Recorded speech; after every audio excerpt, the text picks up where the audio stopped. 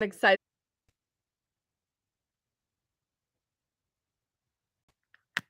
First 6 Tony nominations are out. This is amazing.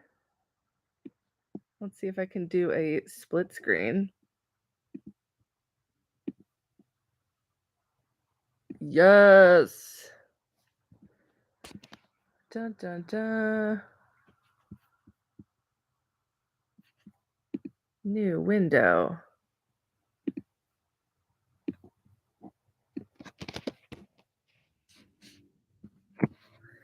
Oh my gosh. Our first Tony nominations are coming in, and the Tony nomination rollout already is really weird because the live on YouTube is not starting until 9, but they already announced the first 9 awards on CBS, but like not CBS where I live.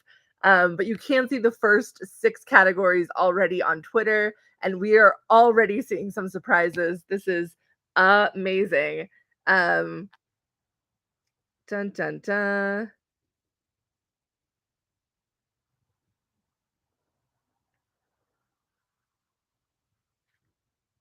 And we are also going live on TikTok if you're on there.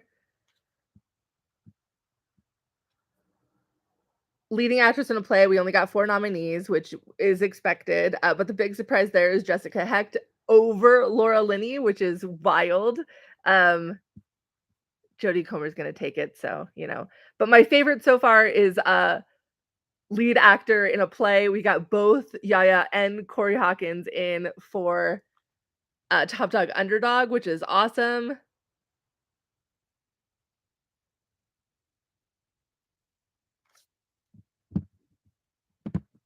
Dun, dun, dun. Alright. Oh, that's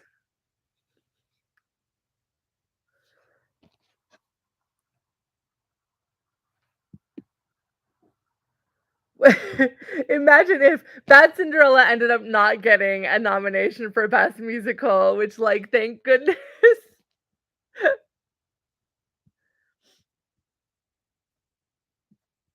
Uh,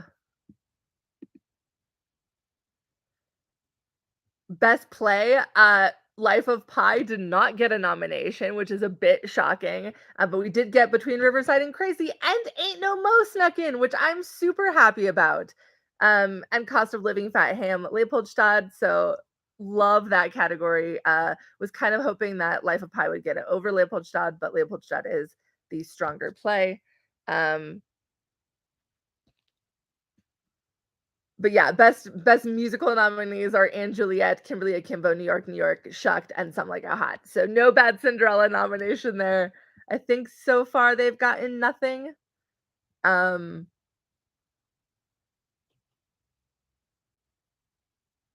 a big surprise for me is that we ended up with a tie for leading actor in a musical, which I think is shocking because that is, in my opinion, the weakest category.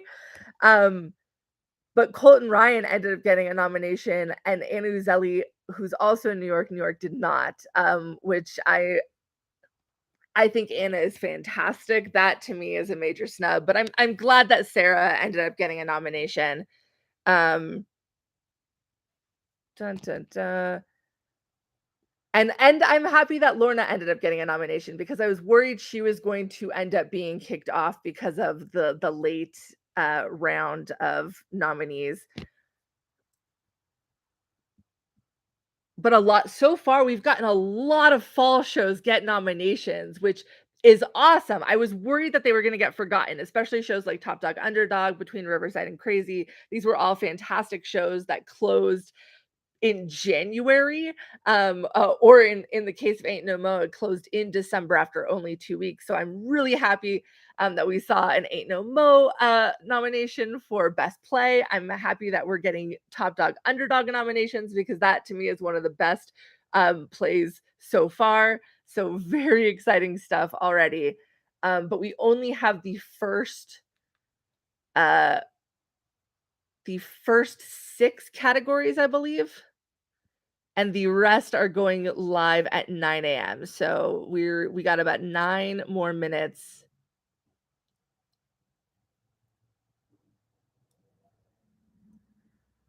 before we end up.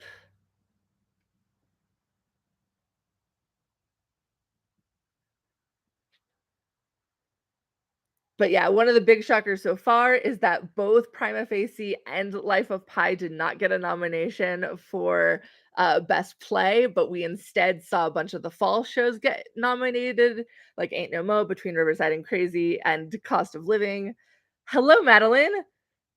So far, really exciting stuff. They did start these nominations early, which is why I literally got out of the shower and was like, oh my gosh, we already have nominations. My biggest underdog nomination was Ain't No Mo for Best Play, and we got Ain't No Mo for Best Play. So I am elated. I really, really, really, really, really hope that Stevie Walker Webb gets a director nomination because that to me was the best directed show of the year. So I'm really hoping that we see Ain't No Mo when we get to Best Direction of a Play. That is truly what I'm looking out for. Um,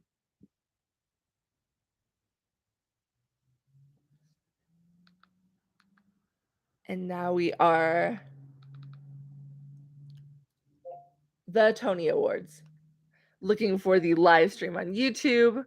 From YouTube. There we go.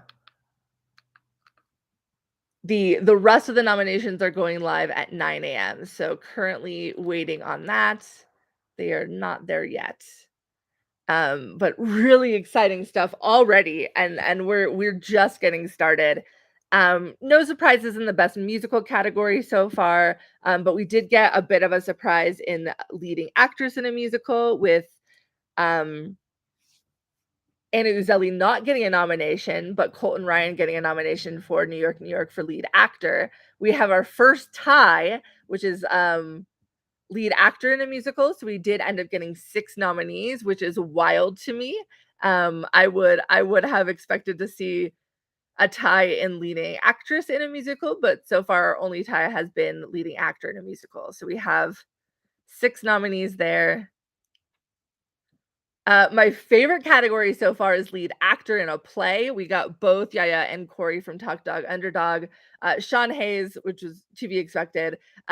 Stephen McKinley Henderson did end up getting a nomination for Between Riverside and Crazy, and then of course Wendell Pierce. But I was really worried that both of the men in Top Dog Underdog were going to get we're going to split the votes and get overlooked, and they ended up both getting nominated. So super happy already. We're just waiting for the design nominations to come in, and we also have best revivals for both plays and musicals coming up. Just waiting for the YouTube to go live because they're announcing the rest of them on YouTube. Yeah, so there's a nomination process that involves the nominating committee, which is only about it's about 40 to 80 people. I believe this year it was 50 something.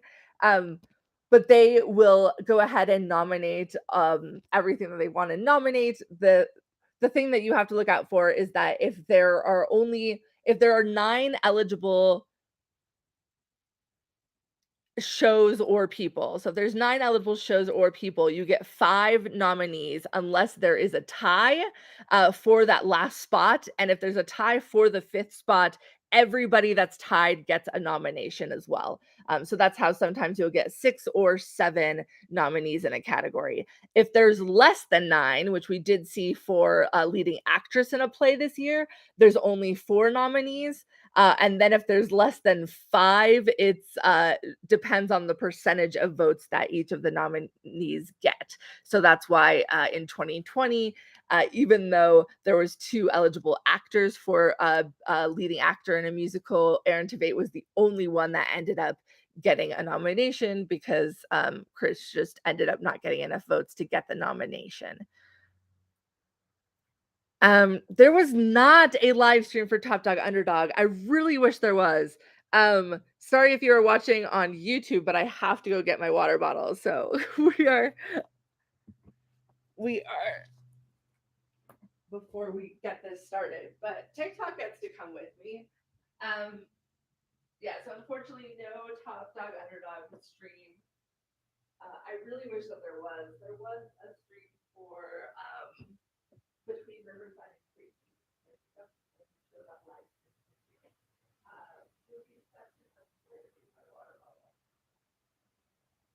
With the exception of Prima Facie has a pro shot.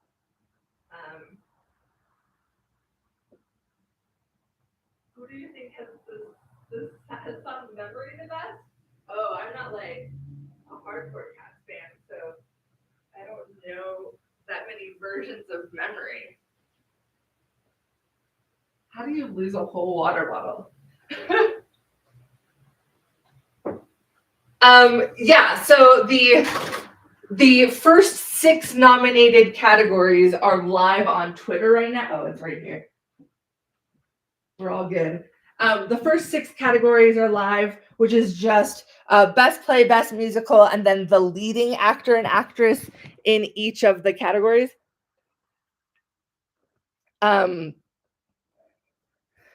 Yeah, so far, I believe there may be a pro shot. I don't know if there's one of Life of Pi, but there may be one of Life of Pi.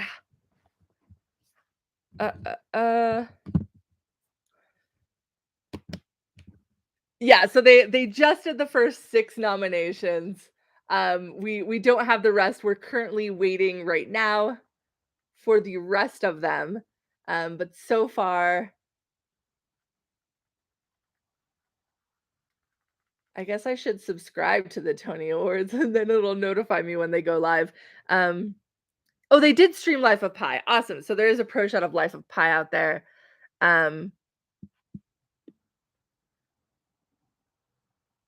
Excellent. So National Theatre Live has one.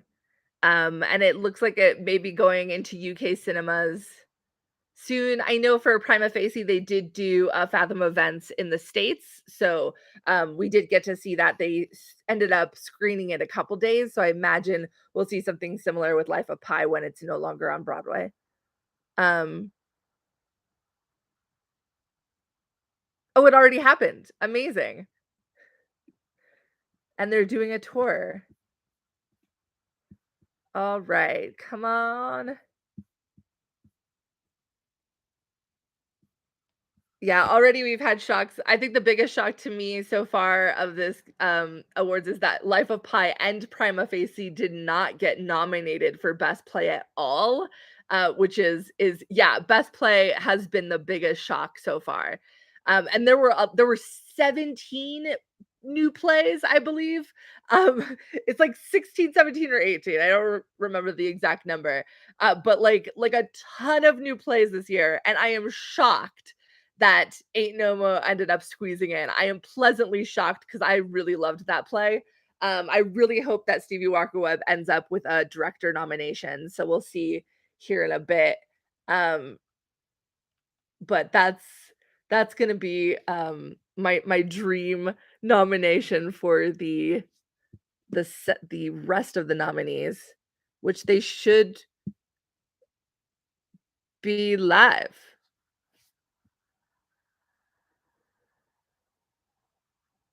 Yeah, I'm on your YouTube channel, Tony Awards. Where's your Oh, there we go. There it is. There it is. Yay! It's starting in 20 seconds.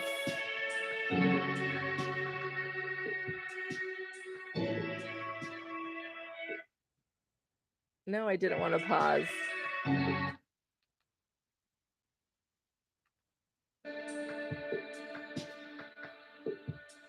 Yeah, Sarah and Brian also was surprising, especially Anna not getting a nomination, but Colton getting one was surprising. All right, we are live. The nominations are live on YouTube right now. Very exciting. Good morning, everyone. Happy Nominations Day. The American Theater Wing's Tony Awards are presented by the Broadway League and the American Theater Wing. We are coming to you from the official hotel at the Tonys, the Sofitel New York, to announce the nominees for the 76th Tony Awards. It's great to be with you. I mean, for a year that stands out, definitely 2017. This year, but we said goodbye to it may be 76 this one. I don't Strawberries, know. We got a New lot of good York shows Barbara, this year. 1976, and saw Summer 1976 on Broadway. And this year's 76th Tony Awards will be coming to you live from Broadway. And wait for it, 176th Street. Isn't that crazy? Pretty crazy. Serendipity, huh? I know. Now let's get to the 2023 nominations. The nominees Right, for this is Best fun to watch it Musical live. Musical are Anne Juliet by David West Reed, Kimberly Akimbo by David Lindsay Abaire, New York, New York by David Thompson and Sharon Washington, Shucked by Robert Horn, Some Like It Okay, Hot by so- Bobby Lopez and Amber Ruffin. Sounds like they're just going to go through the first 6 awards first. So we got a little while before we get anything Nominees for new. Best Original Score, Music and or Lyrics written for the theater are Almost score. Famous, music by Tom Kitt, lyrics by Cameron Crowe and Tom Kitt. Kimberly Akimbo, music by Janine Tesori, and lyrics by David Lindsay Abaire. K-pop, music and lyrics by K-pop got score! Vernon. Shucked, music and lyrics by Brandy Clark and Shane McAnally. Some Like It Hot, music by Mark Shaman, and lyrics by Scott Whitman and Mark Shaman. Oh my gosh, that was already a shock. We got K-pop and Almost Famous into The score. nominees for Best Choreography Yes! Stephen Hoggett, Sweeney Todd, The Demon Barber of Fleet Street. Casey Nicholaw, Some Like It Hot. Susan Stroman, New York, New York. Jennifer Weber, and Juliet. And Jennifer Weber, K-pop. Jennifer Weber got the double nomination! Oh, no way! The nominees for Best Orchestrations are John Clancy, Kimberly Akimbo, Jason Howland, Shucked, Charlie Rosen and Brian Carter, Some Like It Hot, Bill Sherman and Dominic Felicaro, and Juliet, Daryl Waters and Sam Davis, New York, New York. Okay, no shocks there. Yeah. The nominees for Best Scenic Design of a Play are Miriam Boother, Prima Facie, Tim Hatley and Andre Goulding, Life of Pi, Of course. Rachel Hauk, Goodnight Oscar, Richard Hudson, Leopoldstadt, Dane Laffrey, and Lucy McKinnon, A Christmas Carol. I'm sorry, Leopoldstadt got scenic design? What? The nominees for Best Scenic Design of a Musical are Beowulf Boritt, New York, New York, Of course. Mimi Lean, Sweeney Todd, The Demon Barber of Fleet Street, Scott Pask, Shucked, Scott Pask, Some Like It Hot, Michael Jurgen, and 59 Productions, Lerner and Lowe's Camelot. Wow, I'm surprised Kimberly The nominees Akimbo for did not Best get Costume Design scenic. of a Play are Tim Hadley, Nick Barnes, and Finn Caldwell, Life of Pi. Dominique Fonhill, Fat Ham. Brigitte Reifenstuhl, Leopoldstadt. Emilio Sosa, Ain't No Mo. And Emilio Sosa, Goodnight Oscar. Good for Emilio Sosa for Ain't No Mo. That's awesome. The nominees for Best Costume Design of a Musical are Greg Barnes, Some Like It Hot, Susan Hilferty, Parade, Jennifer Moeller, Lerner and Lowe's Camelot, Clint Ramos, and Sophia Choi, K-pop, Paloma Young and Juliet, Donna Zakowska, New York, New York. Oh my gosh, K-pop got a costume nomination too. We nominees love for it. Best Sound Design of a Play are Jonathan Deans and Taylor Williams, Ain't No Mo, Carolyn Downing, Life of Pi, Joshua D. Reed, A Christmas Carol, Ben and Max Ringham, A Doll's House, Ben and Max Ringham, Prima Facie. Yeah, okay. That one makes sense. I'm loving all the nominations that Ain't No Mo is Nominees for getting. Best Sound Design of a Musical are Kai Harada, New York, New York, Scott Lehrer and Alex Newman, Into the Woods, Gareth Owens and Juliet, John Shivers, Shucked, Nevin Steinberg, Sweeney Todd, The Demon Barber of Fleet Street. Interesting. I'm surprised to see Sweeney there. The nominees for Best Lighting But I'm Design glad of a Play are Into the Woods got Neil sound. Austin, Leopoldstadt, Natasha Chivers, Prima Facie, John Clark, A Doll's House, Bradley King, Fat Ham, Tim Lutkin, Life of Pi, Jen Schreiber, Arthur Miller's Death of a Salesman, Ben Stanton, A Christmas Carol. Nice. That was 7 The nominees for nominations Best Lighting for Design of a lighting in a Musical play. Ken Billington, New York, New York, Lat Chi-Chu, Lerner and Lowe's Camelot, Heather Gilbert, Parade, Howard Hudson and Juliet, Natasha Katz, Some Like It Hot, Natasha Katz, Sweeney Todd, The Demon Barber of Fleet Street. I'm bummed K-pop didn't get lighting. The nominees for That's Best too bad. Direction of a Play are Sahim Ali, Fat Ham, Giovanni, Cost of Living, Jamie Lloyd, A Doll's House, Patrick Marber, Leopoldstadt, Stevie Walker Webb, Ain't No Mo, Max Webster, Life of Pi. Yes! Yes! That's the one that I wanted. Stevie Walker Webb, Ain't No Mo The nominees for nomination. Best Direction of a Musical are Michael Arden, Parade, Lear de Bessonnet, Into the Woods, Casey Nicola, Some Like It Hot, Jack O'Brien, Shucked, Jessica Stone, Kimberly Akimbo. Okay, good.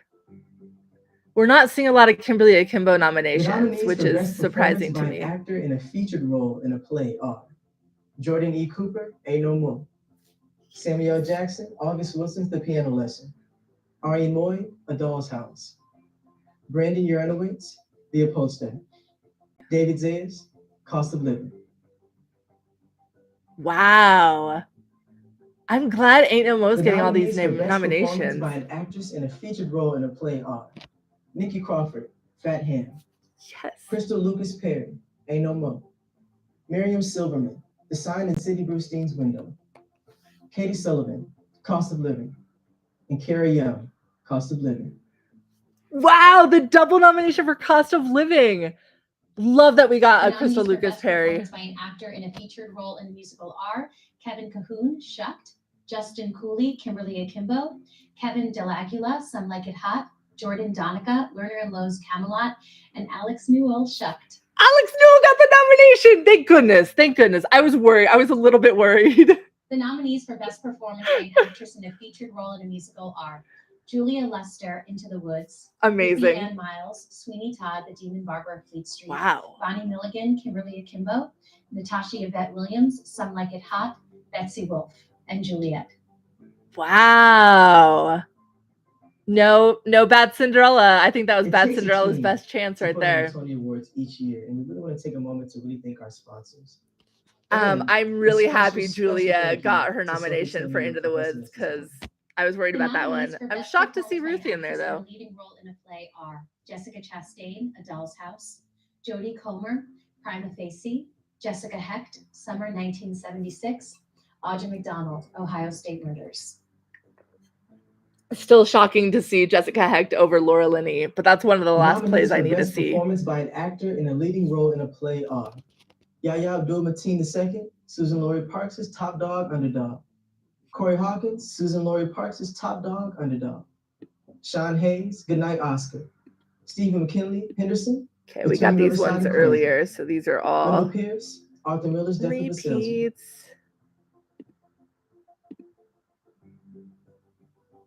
The nominees for Best Performance by an actor in a leading role in a musical are Christian Borle, Some Like It Hot, J. Harrison G., Some Like It Hot, Josh Groban, Sweeney Todd, The Demon Barber of Fleet Street. Yeah, these are. Brian Darcy James, Into the Woods.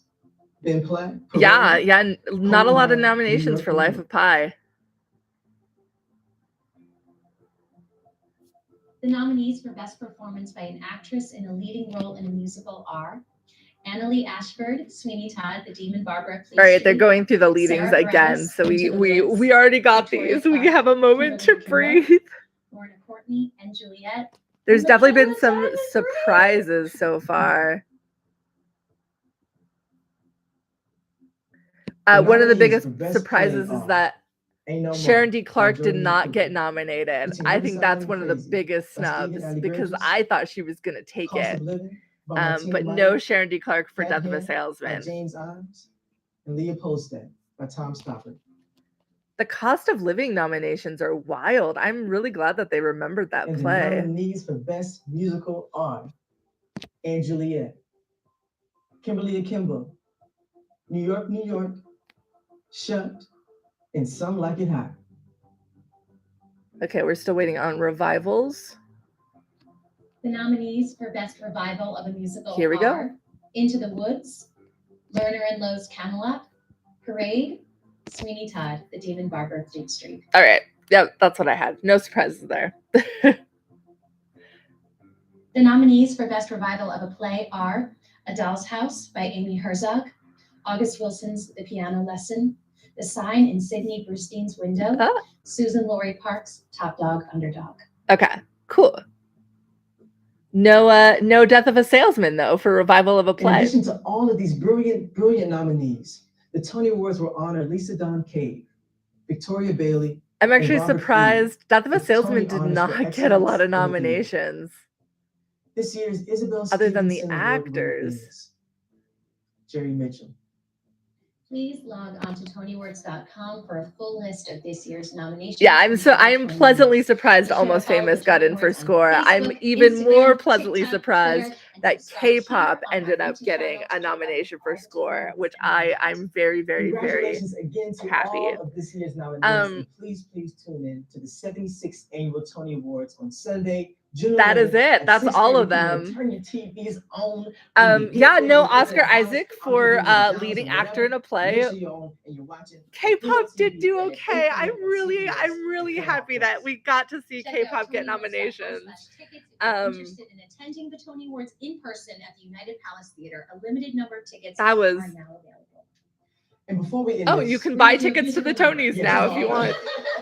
I don't really want to look at those prices, but this morning's broadcast, I want to wish my grandma a happy 90th birthday. wow, happy birthday, Miles Frost's grandma. I know. Yeah, Bad Cinderella completely shut out. No nominations for Bad Cinderella. We'll have a wonderful day. But that is all of them, y'all. No nominations for Bad Cinderella, but we got nominations for K-pop. We got nominations for Almost Famous. We got nominations for Ain't No Mo and Cost of Living and Top Dog Underdog. A bunch of the fall plays that closed a long time ago got nominated. Super happy to see it. I think the biggest snub from Piano Lesson is not John David Washington, but Danielle Brooks. I thought Danielle Brooks was going to get a nomination, and I am shocked she didn't. Ruthie and Miles getting a nomination is shocking to me. I didn't think that, especially in such a stacked category, I did not think that she was going to be able to squeeze out the nomination.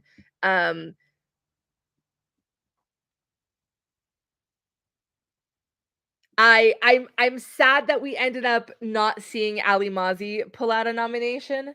I'm also really sad that none of the wonderful actresses in Bad Cinderella ended up getting a nomination. Oh my gosh.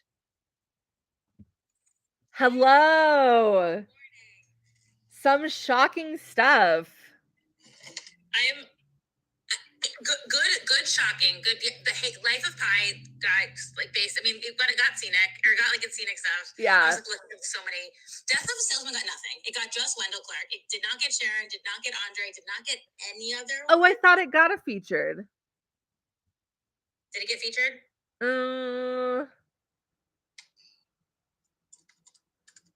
No. Well, it got lighting design. Oh, okay, I was like, it definitely got something else. It got lighting design of a play, and it got Wendell. Okay. I'm confused because New York Times has lighting design of a play twice on their currently. So that's okay. I was like, wait, it got lighting design and it also got lighting design. I was watching on Twitter and YouTube, but I need to find like a printout of all the nominations. I know. So I can search it. I'm really happy that Nikki Crawford got a featured actress nomination. But she's the only one from Fat Ham, which I'm bummed about. Yeah, I'm thrilled. I mean, the nominees is the most surprising one for me for best featured performer actress in a musical in a play. Yeah, yeah. I think I had one of them. I think on mine I had one of them. I had Carrie. Nothing for Thanksgiving play. Wow. No Danielle Brooks either. Yeah, no Danielle Brooks, right? No Sharon D. Clark. No Sharon D. Clark. Yeah, no Alex. That's a different category, but yes, no Alex Joseph Grayson, which I also had. Yeah, I did have him. Wild. K-pop honestly, I don't think K-pop got more than I expected, but like I'm pleasantly surprised that I was. You did it. I I was was literally just before I was like, is Kate on? I was like, Kate must be thrilled. I was like, wait, is Kate on already? literally every K-pop nomination. I was so excited, and Stevie Walker Webb getting a director nomination, elated. That is. Brian, we knew if we had Almost Famous. That was the only category it was going to be nominated for. And I think Yeah. we both. It was on our like longer almost. Like I didn't have it, but I'm not shocked. I was like, it was going to get one thing. That's it. The fact that Almost Famous got a nomination and Bad Cinderella did not was not on my radar. But good. Yeah. Didn't even get costume. I'm like nothing. Literally nothing. That's.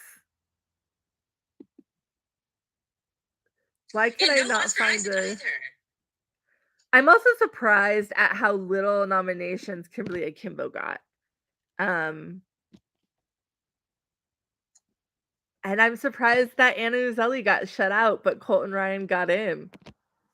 Yeah, I mean, the problem is that category, that was my fear because of the fact that the leading actor was so open. Yeah. Like there was so much.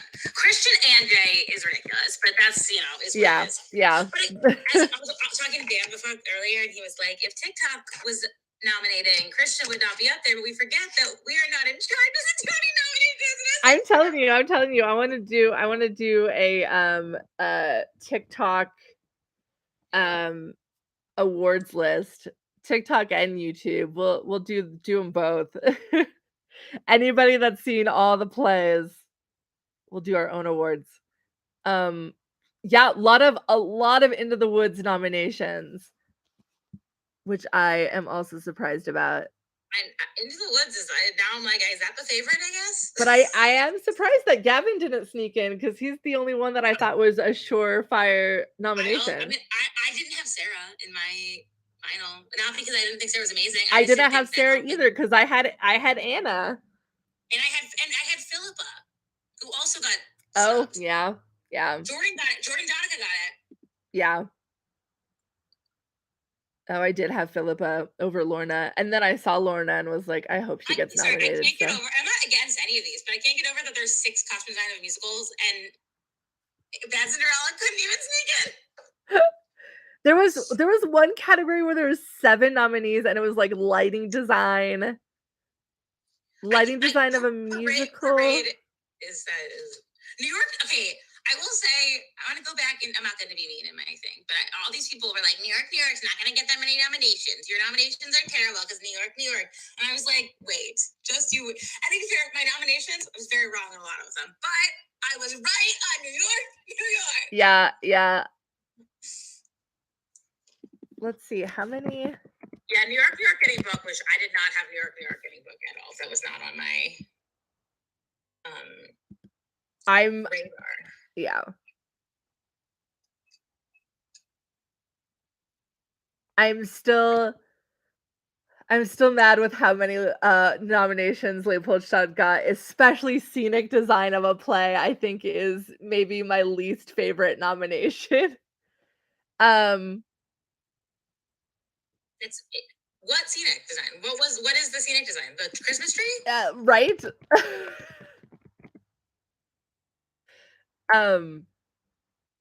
But I am happy that A Christmas Carol got scenic. Me too. I'm happy Christmas. Obviously happy for Life of Pi. I love the Prima. I think the Prima Facie one. Yeah. Is amazing. Yeah. I haven't seen Goodnight Oscar yet. I'm happy that Rachel snuck in for Goodnight Oscar because I did love that set. But I'm surprised that we didn't see like Between Riverside and Crazy in there. Yeah, that was. Oh, Nothing for Peter Pan Goes Wrong. Oh wow.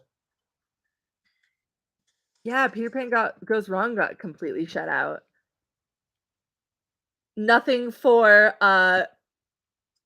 Walking with Ghosts, so I'm gonna see all the nominees this year. Yeah, I'm shocked that Peter Pan Goes Wrong did not get scenic design. 100%. That's wild.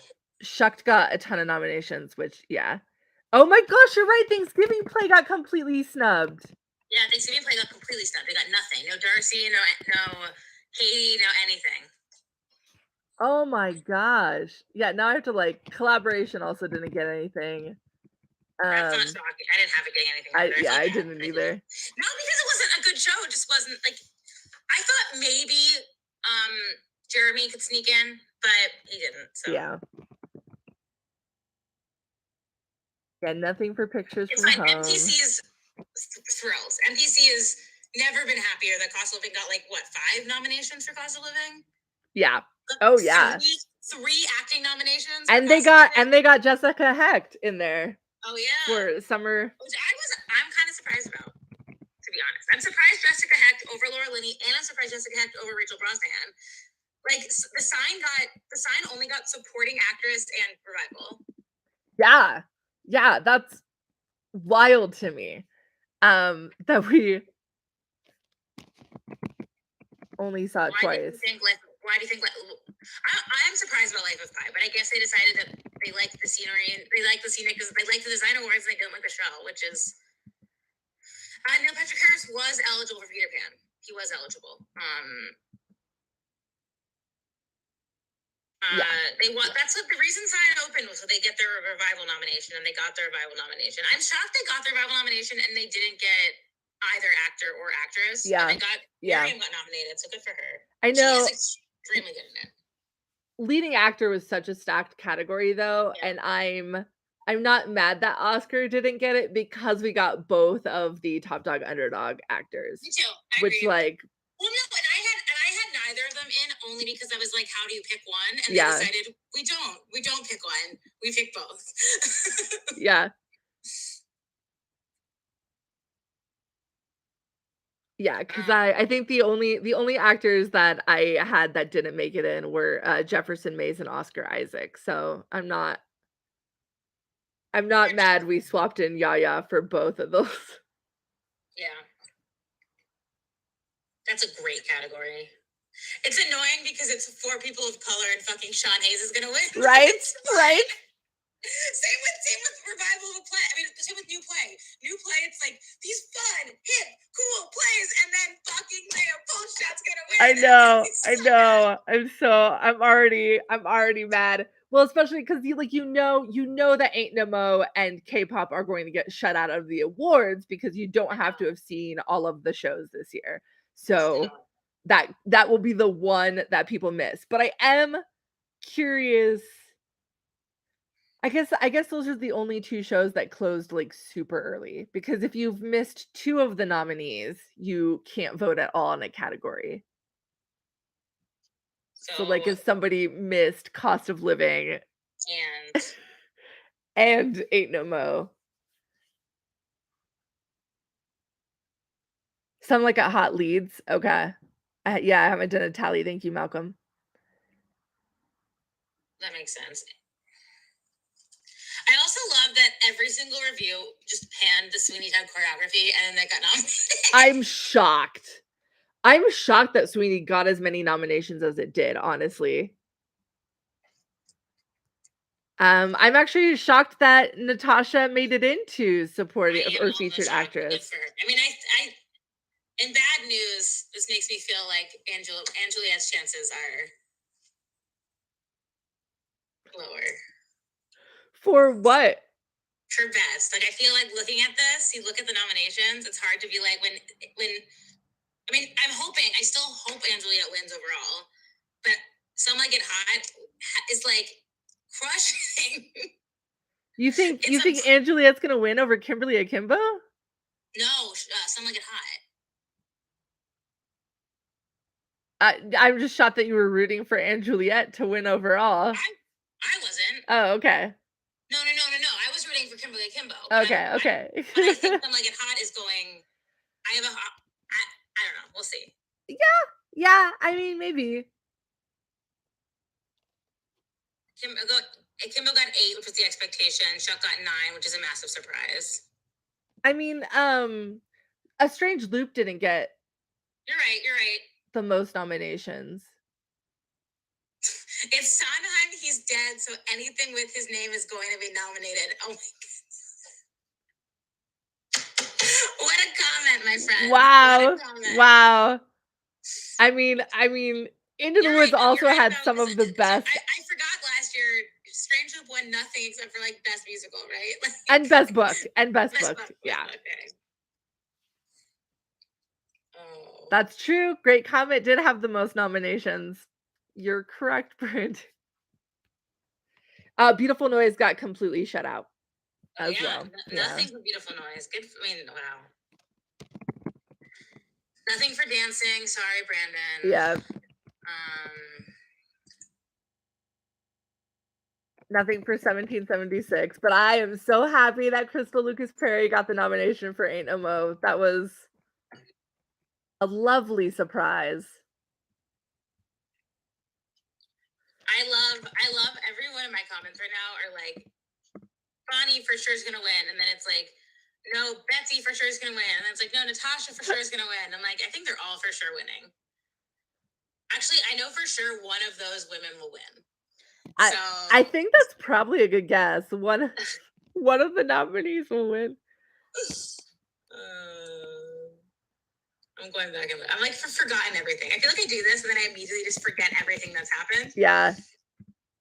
Well, and there's like the surprise nominations are always easy to be surprised about, but it's the snubs that you like have to look for.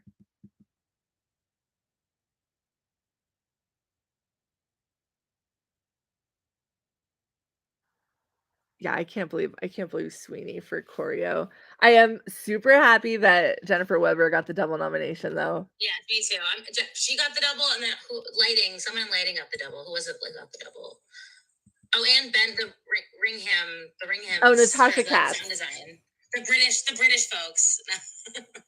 Yes. Natasha Katz got the double nom for Some Like It Hot and Sweeney. Oh, and Amelia Sosa for the fact that Ain't No Mo and Goodnight Oscar have the same costume designer is hilarious to me. Yeah. I am a little surprised that we saw Goodnight Oscar get in there over Prima Facie, but we love a suit play. I mean, they're both suits. I just thought the suit in a Prima Facie is more poignant.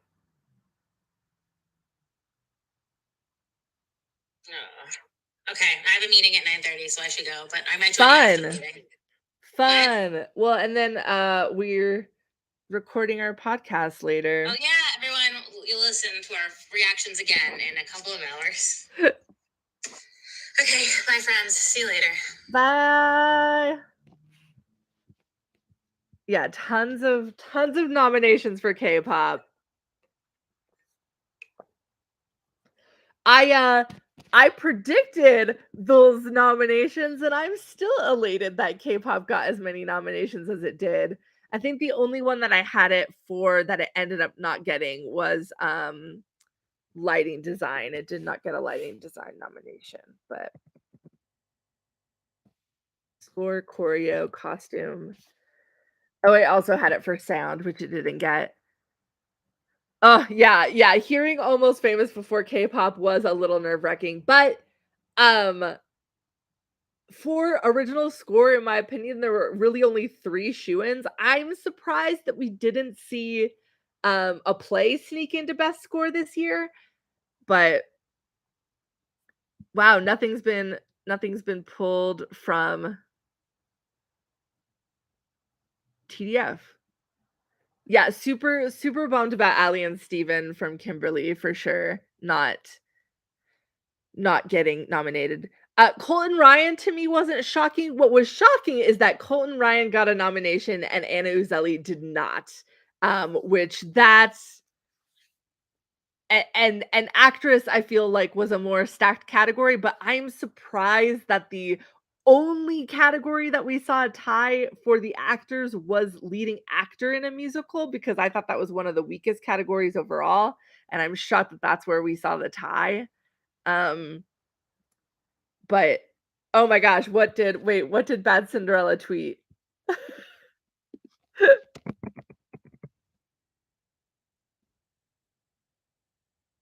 I have not seen, Camelot yet. I'm seeing it tomorrow, so, I will let you know if I think, Andrew was snubbed for that, and Philippa.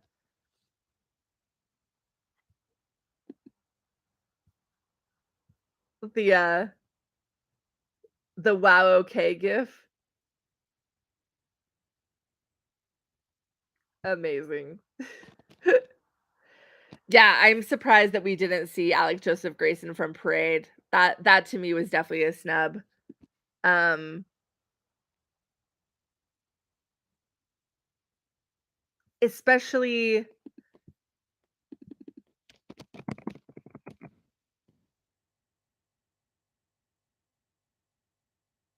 I'm surprised that, Kevin Cahoon got a nominated too, which was great, but, I am a little surprised that he got the nomination and, over Alex Joseph Grayson. Very different roles, though.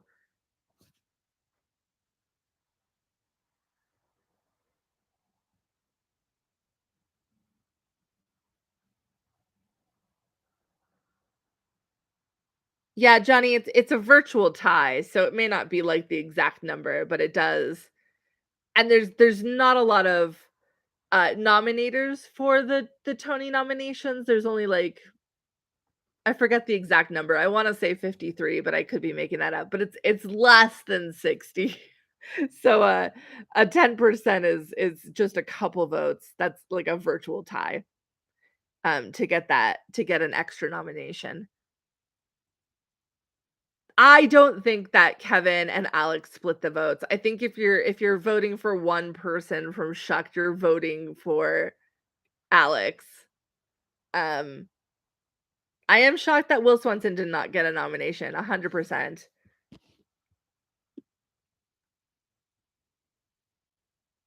Some Like It Hot did get more nominations than I was expecting. I was not expecting Christian or Natasha to get nominated or Kevin. I honestly thought that Jay was going to be the only acting nomination that we saw. So, a little surprised. I don't think Jay and Christian split the vote. I think if you're again, it's if you're voting for somebody um from if you're voting for one person from Some Like a Hot, it's gonna be Jay. Um But I'm not necessarily that, surprised that Some Like It Hot got the most. I'm just surprised that it got the most specifically in acting, um, because we always knew that it was gonna get a lot of the design nominations. We knew it was gonna get score and orchestrations and choreography. I think it's gonna win choreography. Um, it's and when you look at Some Like It Hot compared to the other front runners for musical, which is like Shucked and um Kimberly Akimbo, Some Like It Hot is the most design heavy. Some Like It Hot has the most choreography in those. Like Some Like It Hot is overall a bigger production. Um,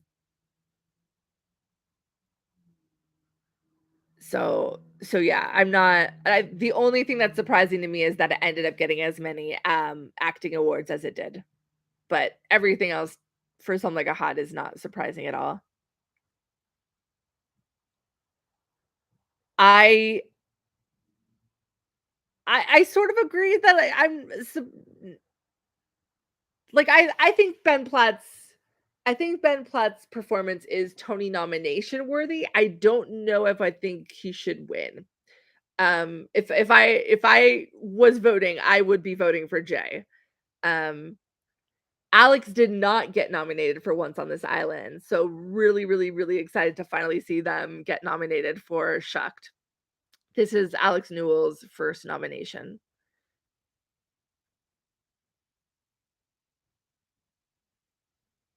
But the Camelot revival is a limited run, so I believe it closes in June or July. But it's a very limited run. So if you are looking to see Camelot, see it sooner rather than later. Oh, it extended to September. Amazing. Okay, thank you, Brian. Um, so there you go. Labor Day. I guess I should update my spreadsheet. Thank you all. Yeah, I really enjoy Shucked, and I'm glad that it got the nominations that it did. I think Shucked ended up with more nominations than I thought because was not expecting Kevin to sneak in a nomination.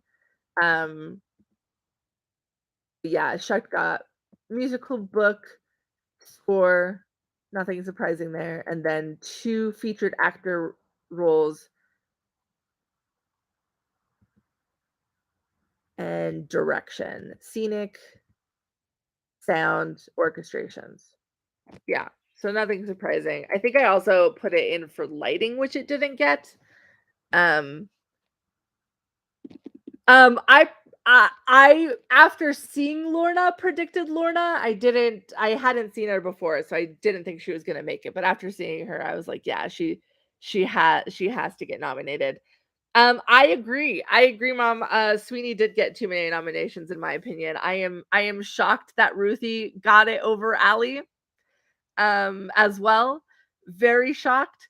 I am also shocked that it got a choreography nomination. Like, really? Um, I do still think that Kimberly Akimbo takes Best Musical, though. I'm also shocked that Kimberly Akimbo didn't get a scenic design nomination. Um, there was definitely a couple um snubs in the design categories that I was surprised for.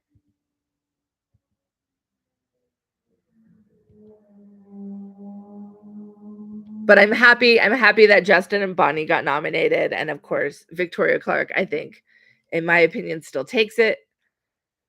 Um, but yeah, no design awards for Kimberly Akimbo at all, which to me is surprising. Yeah, I mean, I can see Kimberly Akimbo doing fine on tour. I saw Fun Home on tour, and that toured fine. It's one of those where it almost reminds me of Next to Normal, where you have the house background, right? And so you can make the stage feel smaller because it's such a like it doesn't the set doesn't have to fill up the whole stage. So it works. But yeah, I love the Kimberly Akimbo scenic design, and I'm shocked that that did not get a nomination. Um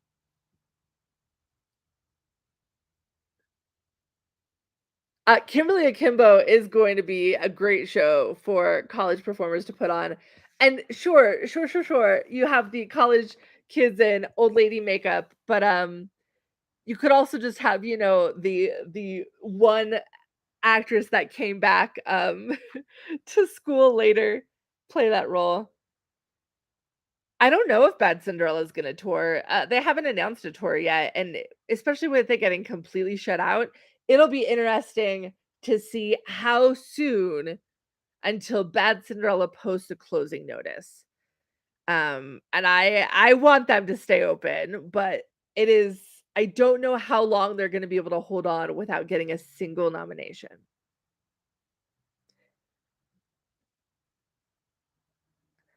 Which was more shocking, Sweeney Choreo or New York Best Book? Honestly,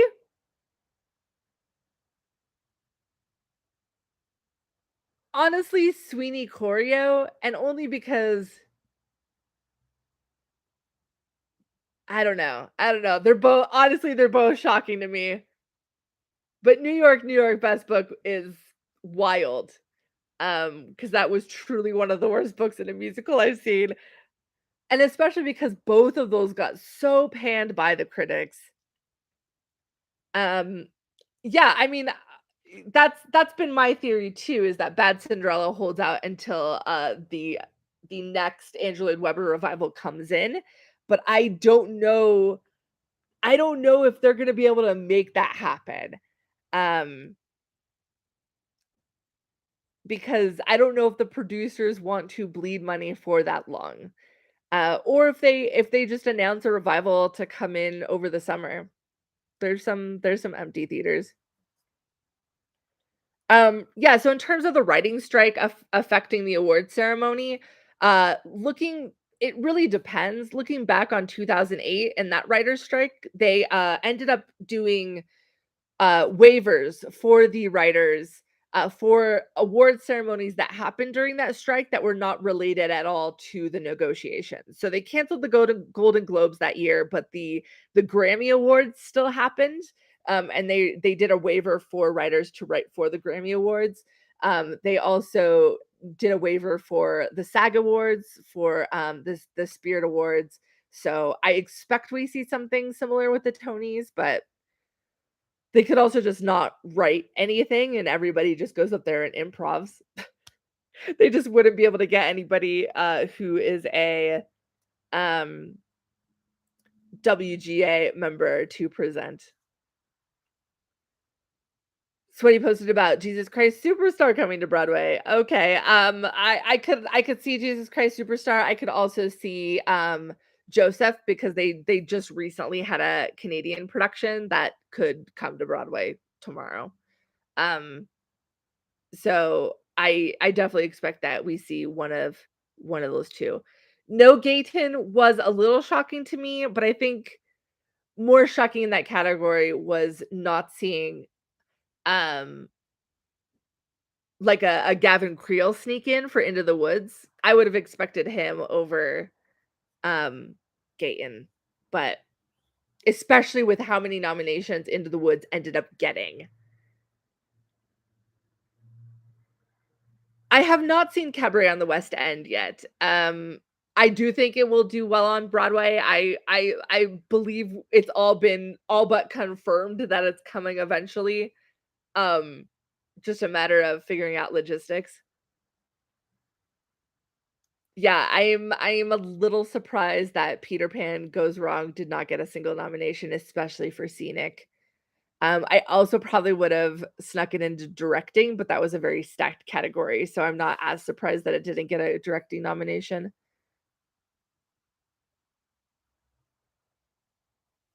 Yeah, but definitely scenic. Did, did Play That Goes Wrong end up getting a scenic design? I know that was 2017 with it won. Okay, good. Um, that was literally its only nomination. Yeah, so I'm surprised we didn't see.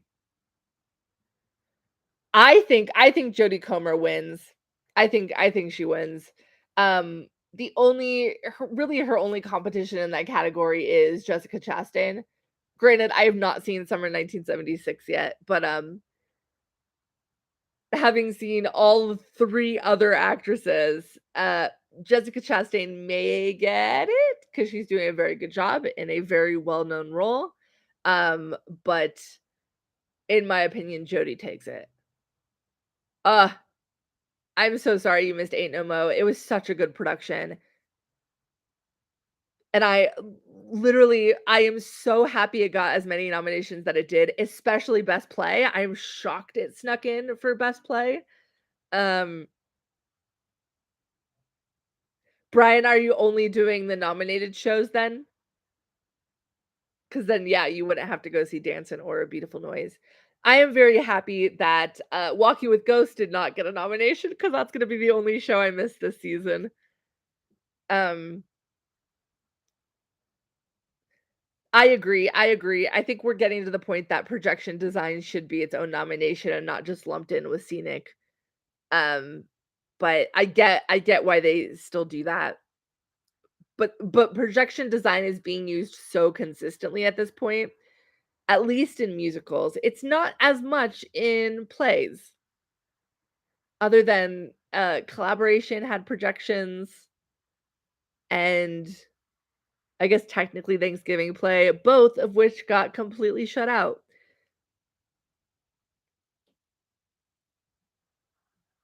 I guess technically Leopoldstadt had projections, but they weren't very good. I'm still mad. I'm still mad Leopoldstadt got a scenic design nomination because I thought that scenic design was garbage.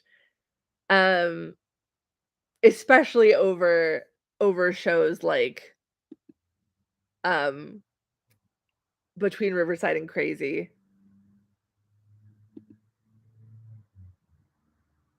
And Piano Lesson didn't get a scenic design. Justice for Darcy, I agree. I'm not as much surprised that Collaboration didn't get anything as I am surprised that, Thanksgiving Play didn't get anything. Oh, A Little Life got pretty bad reviews in London? Interesting. Yeah, very curious to see if that ends up coming to Broadway, especially since it's a, what, 4-hour show? Um, Kelly, you've seen all the Best Musical and Musical Revival nominees? Awesome. Once you see Camelot. I got it, got it, got it. Yeah, Camelot is my last musical too, I'm seeing it tomorrow. Yeah, I am elated at all the K-pop nominations. I am elated at all of the Ain't No Mo nominations.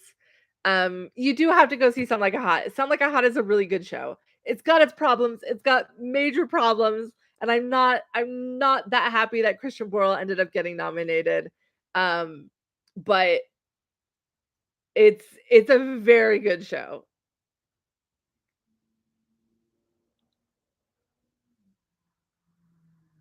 Wow. Um, yeah, not living in New York is tough. I get it. I don't live in New York. I go to New York way too often, but I don't live there, so it's hard. Um, which is it's actually interesting that we didn't get a play for Score. Um, but I don't think there was a play this year that had a score better than the score for Almost Famous in K-pop. Um, like Life of Pi had a score, and I remember thinking, "Oh, this is a score," when I was watching it, but I can't remember any of it. So I'm a little surprised, but I'm not upset about it. Like, I'm actually elated that Almost Famous in K-pop ended up getting remembered. Um, I think Almost Famous definitely had its problems. The score was not one of them. Um,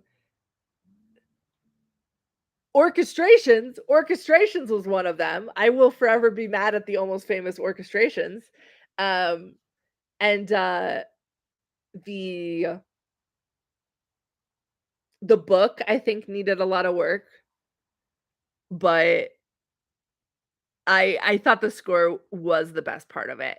And I think that's only really driven home by the fact that, like, if you listen to the cast recording of Almost Famous, it's a very good cast recording.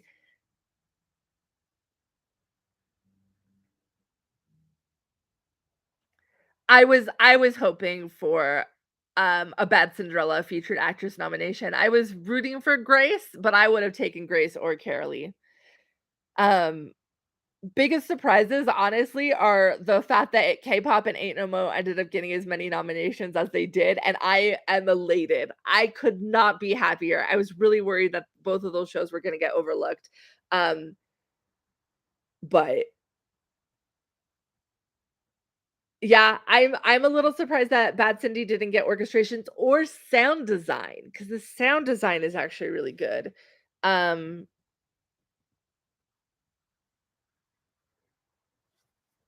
even though the opening is just waving through a window, um, of Almost Famous?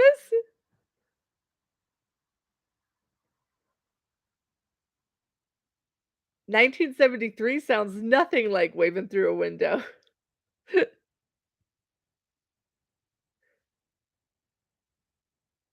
Yeah, I think sound is the toughest thing to nail in previews, especially if you see it in early previews. We see that with, the New York City Center productions too, because you can't fully calibrate the sound until you have a full audience.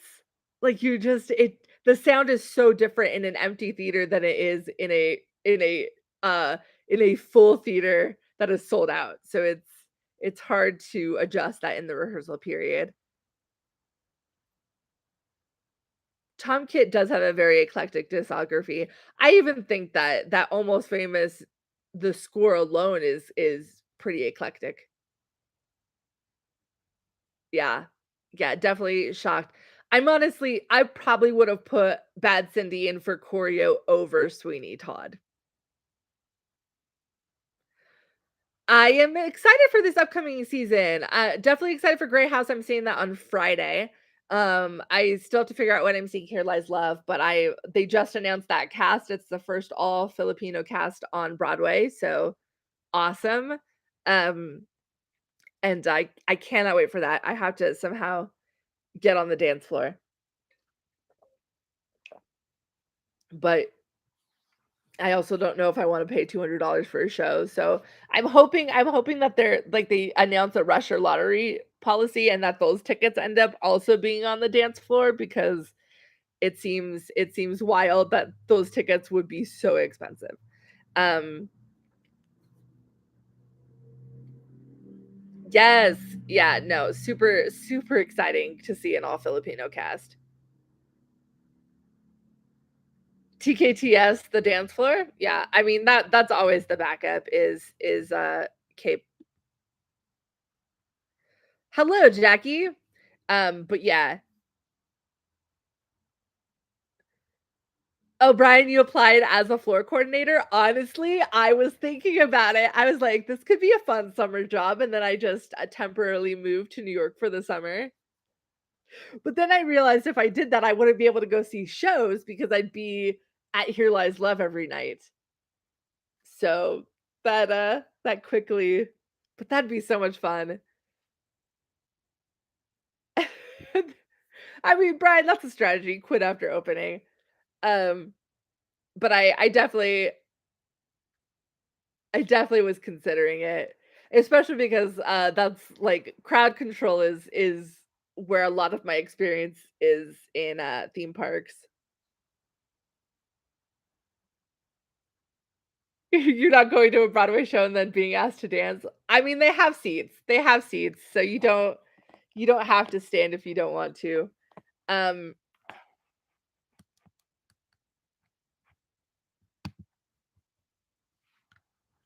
almost forgot to charge my phone, so that could have been bad.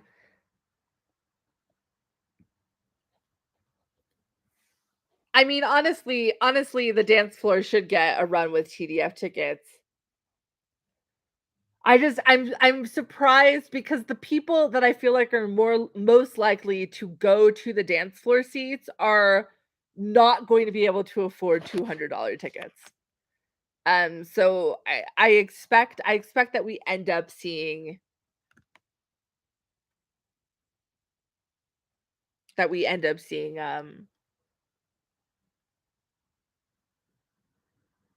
Yeah, I agree, I agree. I hope that Here Lies Love lasts a really long time, especially because um, took so much money already to just renovate that theater. And I think they still could offer half the dance floor tickets for $30. I expect that's where the Rush tickets end up being, but maybe that's just me projecting my hopes and dreams. But then it's also hard in terms of accessibility, like, where do you because you'd have to make it clear to your audience members that those are, standing tickets ahead of time. I guess they could just do dance floor Rush, and then like, these Rush tickets are specifically for the dance floor. But there you go. One of Brandon's top 5 theatrical experiences. I'm very excited. I'm very excited. Silent Sydney Brewstein's on TDF. Okay, and then they're still doing the front 2 rows for $40. You just have to go to the box office physically. And then I ended up doing I missed the first 2 rows, so I ended up doing a rush ticket for 47 that was partial view, and I will say it was very partial. So if it's on TDF, I would get TDF tickets to Sydney Brewstein.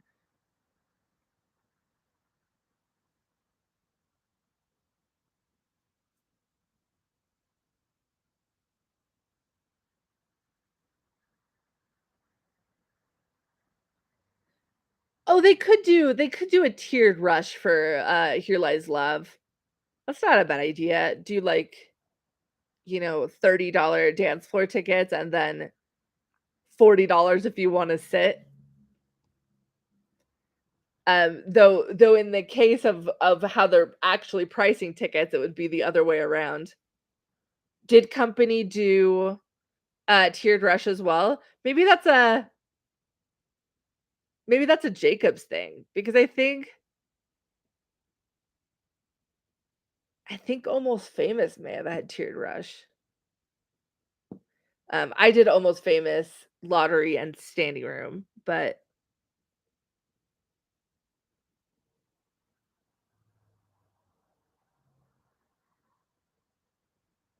yeah, right? Like, I the pricing for Here Lies Love is just it's wild to me that they are charging that much for standing tickets, but what do I know? I'm just somebody on the internet.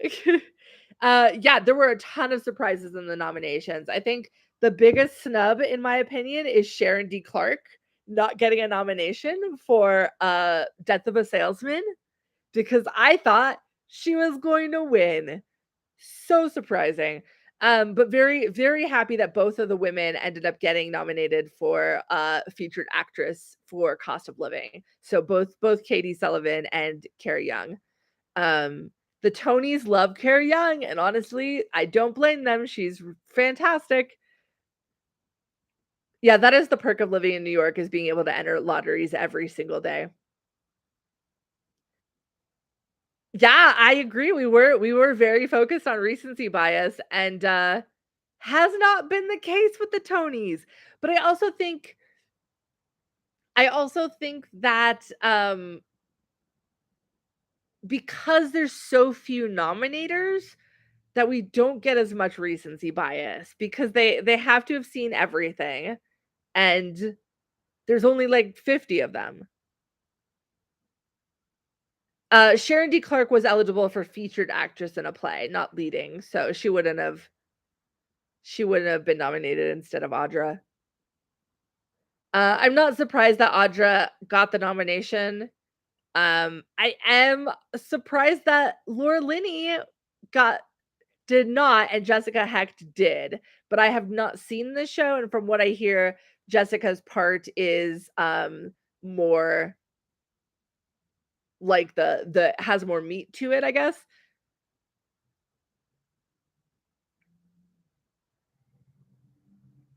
What do you see tomorrow night, Brian? You can come see Camelot, that's what I'm seeing tomorrow night.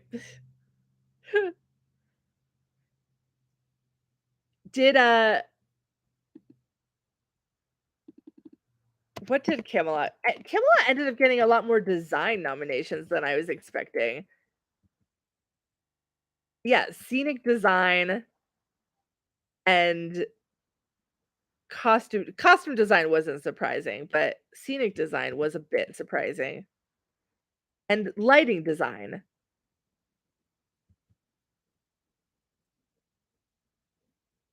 Oh, you're seeing Camelot on the 23rd? Okay. Oh, well, my mom says Camelot's design is jaw-dropping, so I guess those awards make sense. I mean, I never doubt the power of Lincoln Center in terms of the technical status, but I just based off of what I've seen in terms of the stills for it, it was a little surprising. Do I think Dancing will close with no nominations? Um, you're right, Mama. I will see it. I will see it tomorrow for myself, so I will be shocked. I can't wait to see the scenic design. Um, I think Dancing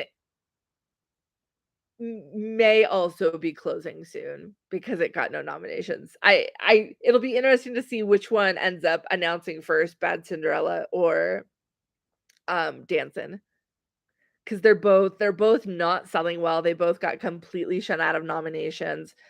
I think Bad Cinderella has the fact that it is the only Andrew Lloyd Webber show on Broadway right now going for it, so that they will probably try to hold on to that one, but Dancing is not looking good. I'm so sorry, Brandon, if you're still here. I know you love that show. Yeah, yeah. I mean, Brian thinks it's closing by the end of the day. I don't know if we'll see it by the end of the day, but I wouldn't be surprised if we saw a closing notice this week.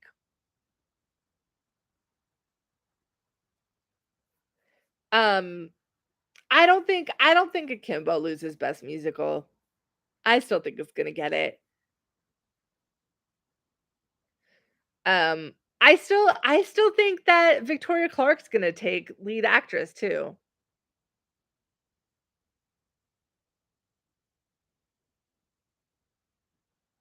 Um, Connor, what did you wanna see that you think won't stay open?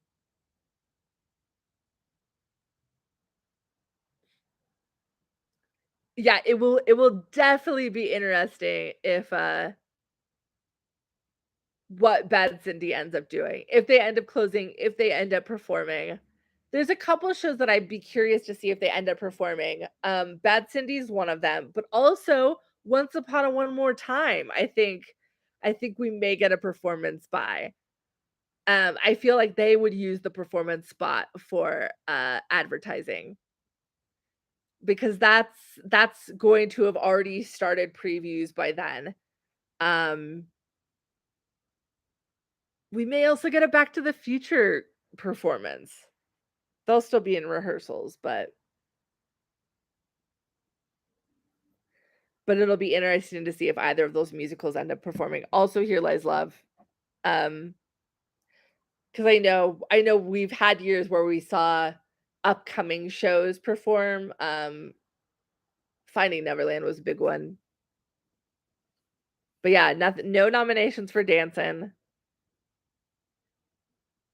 I definitely don't think it's gonna be able to hold on that long without that, especially because the grosses just haven't been good. Which, I never like to see a show close. I wasn't a fan of Dancing, but I never like to see a show close. But I think financially it's not gonna last that long. But it will be interesting.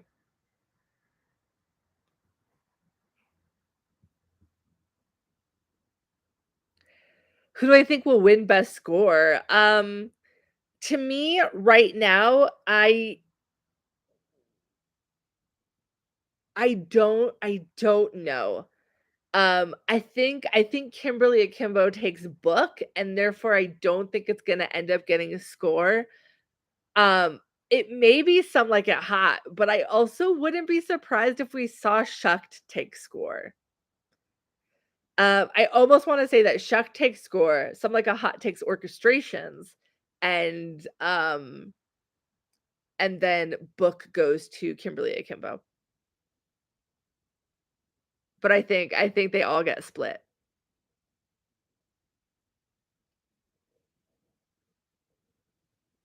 Yeah, best actor in a play is probably my favorite category, in terms of, any of them could win, and I would be elated. I think Sean Hayes is probably gonna take it. To me, it ultimately comes down to a talent show, because they're all fantastic actors, but Sean Hayes, acts and plays the piano, um, but, uh but yeah, literally any of the lead actors in a play could take it, and it would be great. Kimberly Akimbo has Father Time, sure. I don't look, people are loving on Father Time, and I don't even think that's in the top half of the best songs in Kimberly Akimbo, especially when you have, This Time and Now. Now is the most underrated song in Kimberly Akimbo, 100%. Oh, you see Anne Juliet getting orchestrations as its sole win. Okay. I think it's easier though. I mean, it does sound very cohesive. I just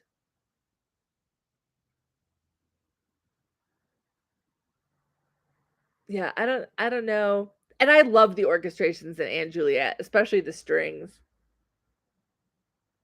Songs for predictions for songs that the nominees perform. I honestly don't know. I feel like we're gonna get a medley for Kimberly Akimbo, or they do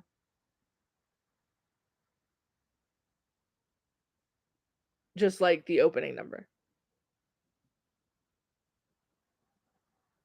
Yeah, I think Betsy Wolf may take it, but I'm rooting for Bonnie, but I think Betsy Wolf takes it.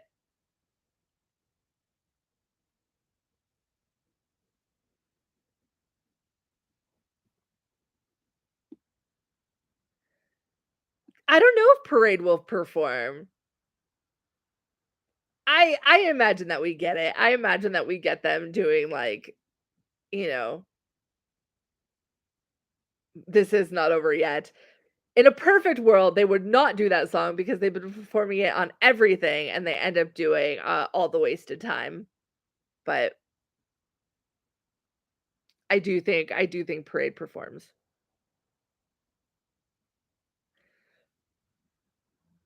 Yeah, Shucked, I can definitely see doing a medley too. That way you get independently owned and the other performers performing. They may end up doing what uh Paradise Square did last year, where they did like one group number and then they just had Jokina perform and belt the shit out of um Let It Burn. So I could see Shucked doing something similar and having Alex sing independently owned. Especially because I think Alex is going to win. Shucked has to get some jokes in 100%.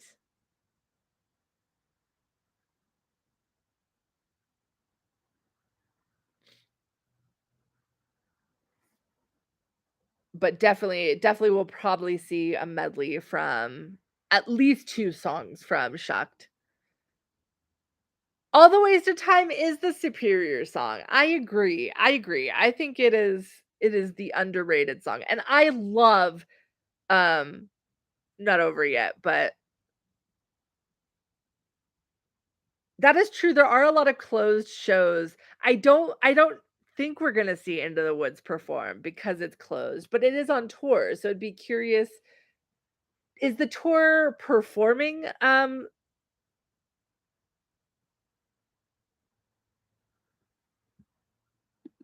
that day? I'd be interested to see if we see Into the Woods.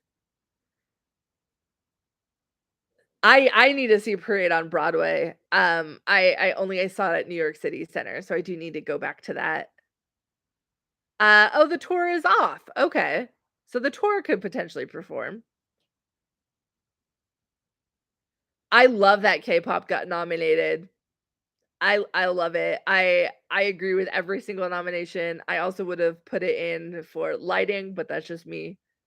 Um, oh, you got tickets to closing night of Parade. Amazing, amazing. Yeah, I think if Into the Woods performs, it's going to be the tour. But it would also be and that's if they perform.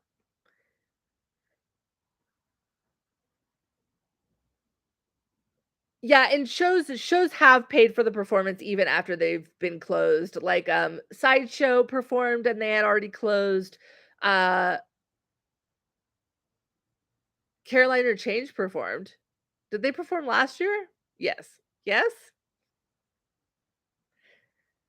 Parade has not extended yet. I could see them extending if they end up winning, but it really depends. K-pop has never paid me a single dime. It is just a good show, and you didn't appreciate it. Caroline didn't perform. Okay, because they performed the first year it was nominated. Um,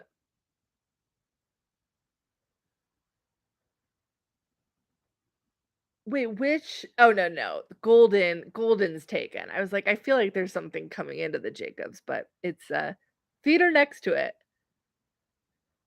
Yeah, Some Like a Hot has the most nominations, 100%. Oh, and then Kimberly was second with 8. Okay. Parade 6, K-pop 3, Almost Famous 1. New York also got more nominations than I was expecting, but they did not nominate Anna, which I was surprised by.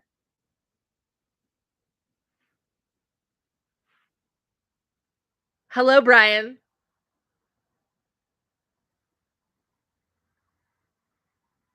If you're watching on YouTube, we have Brian, the business analyst, joining us on TikTok.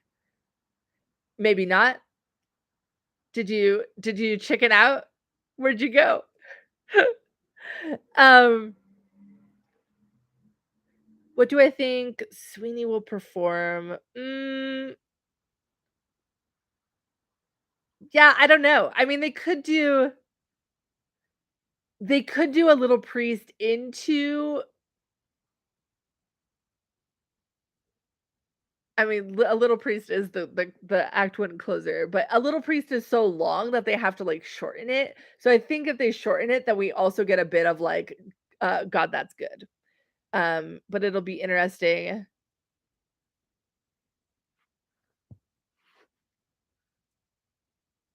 It'll be interesting to see what they end up performing. I would say it'd be an abridged version of A Little Priest. Would I have gone Anna over Lorna? No, I would have gone Anna over Sarah. And I loved Sarah Bareilles, but Lorna is fantastic. So, honestly, I'm surprised that we didn't see more ties for the acting nominations, and I'm surprised that the only one that we did see was lead actor in a musical because that's the only category that um I didn't predict was gonna have a tie. They should do God That's Good. I agree. You get a nice group number, you get to showcase some of that choreo that apparently is nomination worthy. Still shocked. Um, yeah, I think Kimberly wins Best Musical. And I think Bad Cinderella ends up, okay, New York got 9. Thank you. And Juliet got 9. That is surprising. The best play noms are shocking to me and that we did not see a nomination for Prima Facie or Life of Pi. And I think, in my opinion, that right there is proof that we need a separate category for best script of a play and best production of a play.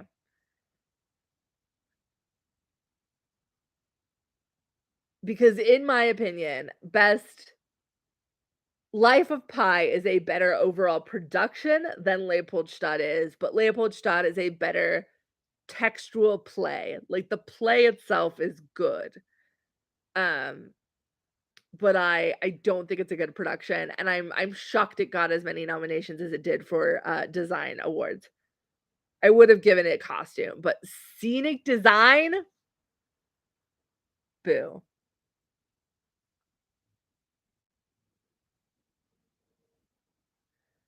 Yeah, I agree. Sharon D. Clarke and Danielle Brooks are some of my biggest shockers for snubs this year.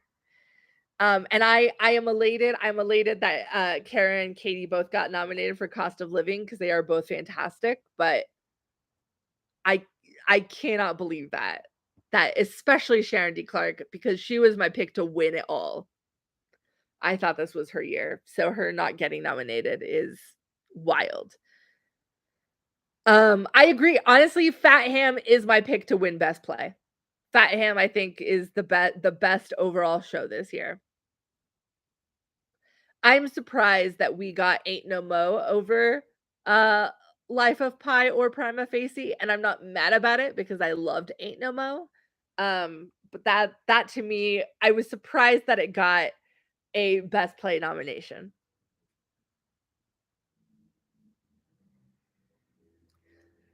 Yeah, I would love for them to perform better, but it would have to be censored. And censored songs at the Tonys don't always play well. Case in point, Spring Awakening. Yeah, Kennedy was nominated or was eligible. But I don't think he was snubbed. And I thought he was great, but he did end up getting a nomination in the puppet category for the Drama Desk Awards, one of the dramas. But I just think when you look at all of the he's doing great work in that show, but when you look at all the featured actors that were eligible, I would have put Gavin Creel in over Kennedy. But yeah, Alex Newell, I hope takes it. I hope that Alex Newell and J. Harrison G both win, and we have no male winners for the acting awards for musicals. That is my dream. No cis men winning.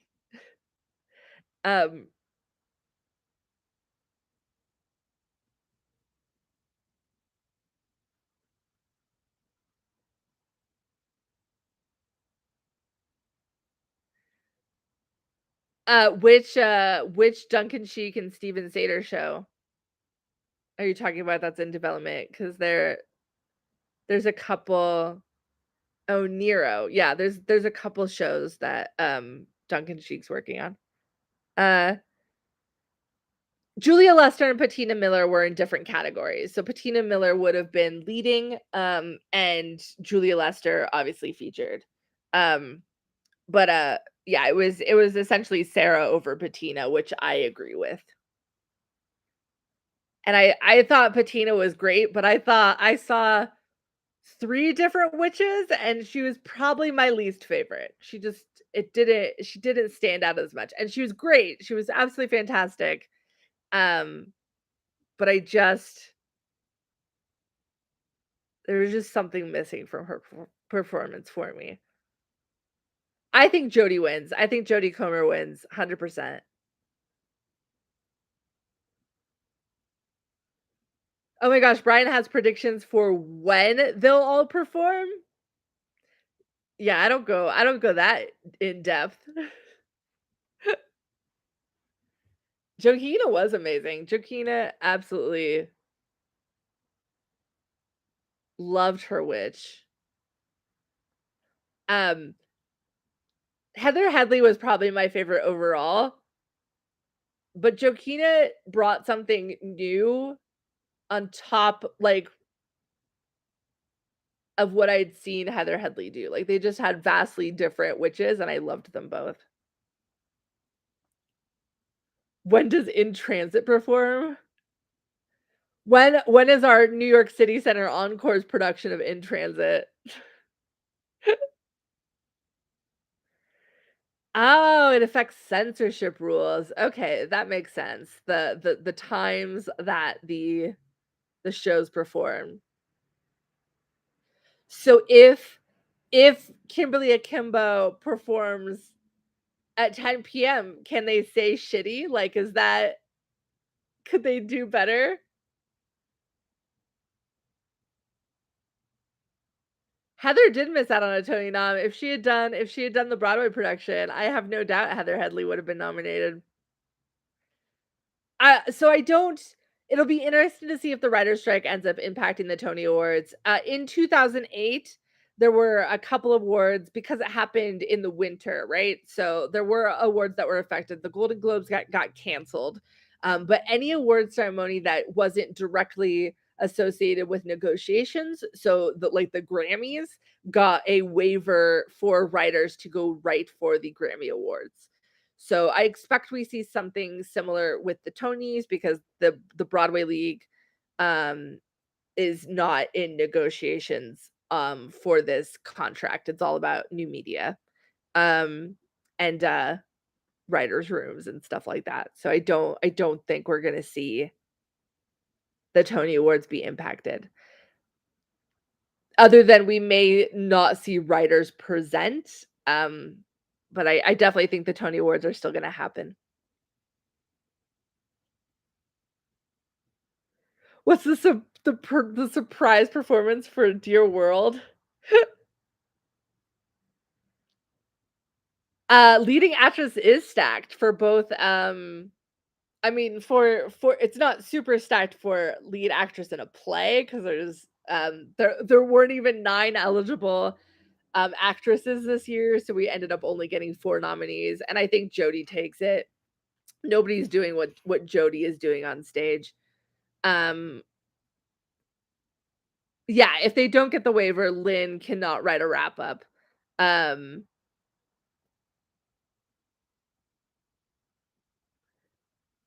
oh, that is the dream that a Wicked we may at least get a Wicked teaser trailer during the Tonys. I mean, we're looking at like a year and a half out. If not this year, then definitely next year. But I could see like them trying to do like just a little teaser of it. Um,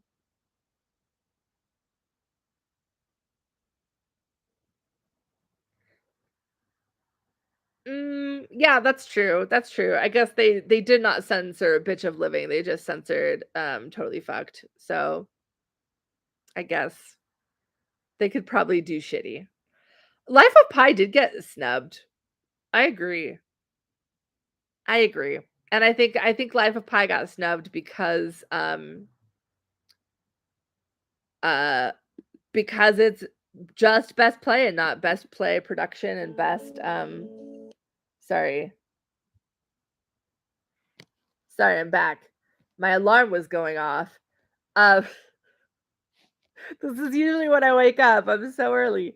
Um Casting for Dillamond will be announced at the Tonys. Yeah, I mean, yeah, maybe.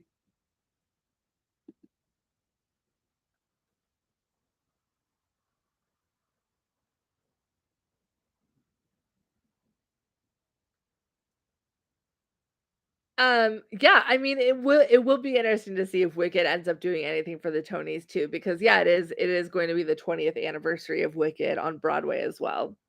And with the 20th anniversary and the movie, it would make sense for them to do something at the Tonys. It'll also be interesting to see if they end up doing anything for Phantom, just like any acknowledgments or whatnot. Obviously, they won't perform, but if there ends up being, at the very least, a skit. You still think Idina is Dillamond? I mean, I wouldn't be surprised. Or Lin-Manuel Miranda.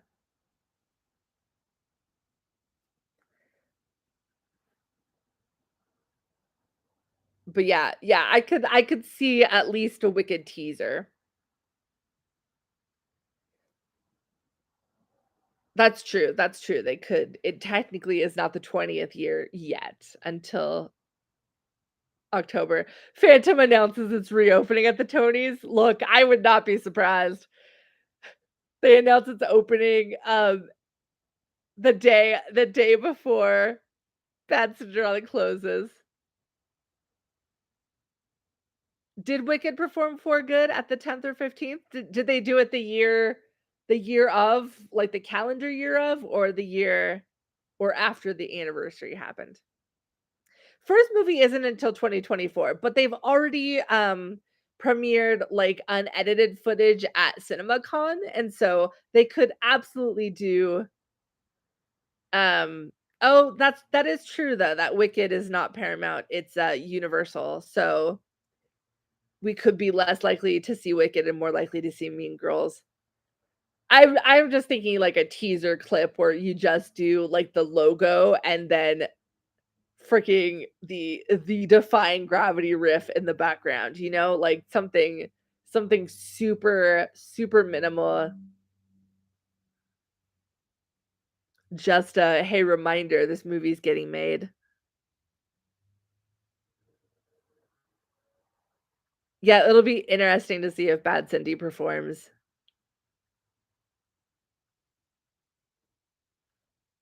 Yeah, I don't know if we'll see Andrew Lloyd Webber lose his streak. He's had the longest streak of composers having a show on Broadway, and if Bad Cinderella closes before he can get a revival in, he may lose it. If Bad Cinderella crushed the Tonys, she'd finally be bad. Look, you're not wrong. You're not wrong. Avita is doing a tryout in Cambridge. They're also doing a tryout in DC. So they are essentially booked up. And the very pretty much all but confirmed rumor is that Rachel Zegler is doing the Broadway production when it comes. Shireen's doing the out of town tryouts and then is going to be the alternate. And because of that, Rachel also has to do press for um the new Hunger Games film. So they probably won't be able to get it in until they probably won't be able to get Evita to Broadway until next spring. So I expect we end up seeing something like uh both Joseph had a Canadian production that could transfer real fast, and Jesus Christ Superstar has the tour that could go to Broadway real fast for a limited run. It has not been confirmed. I'm saying it's been all but confirmed that Rachel is doing it on Broadway, but it is it is a very widely acknowledged rumor.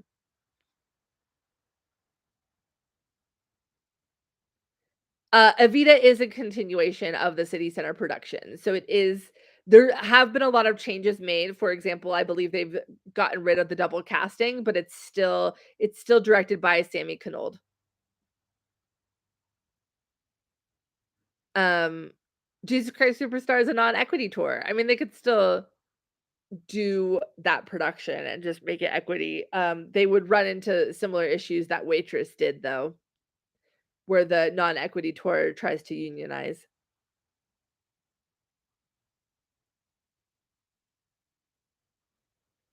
Shireen could just do the three weeks in November.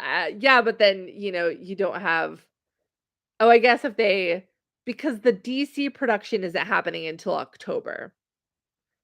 So it would essentially be in previews if they still do the DC production.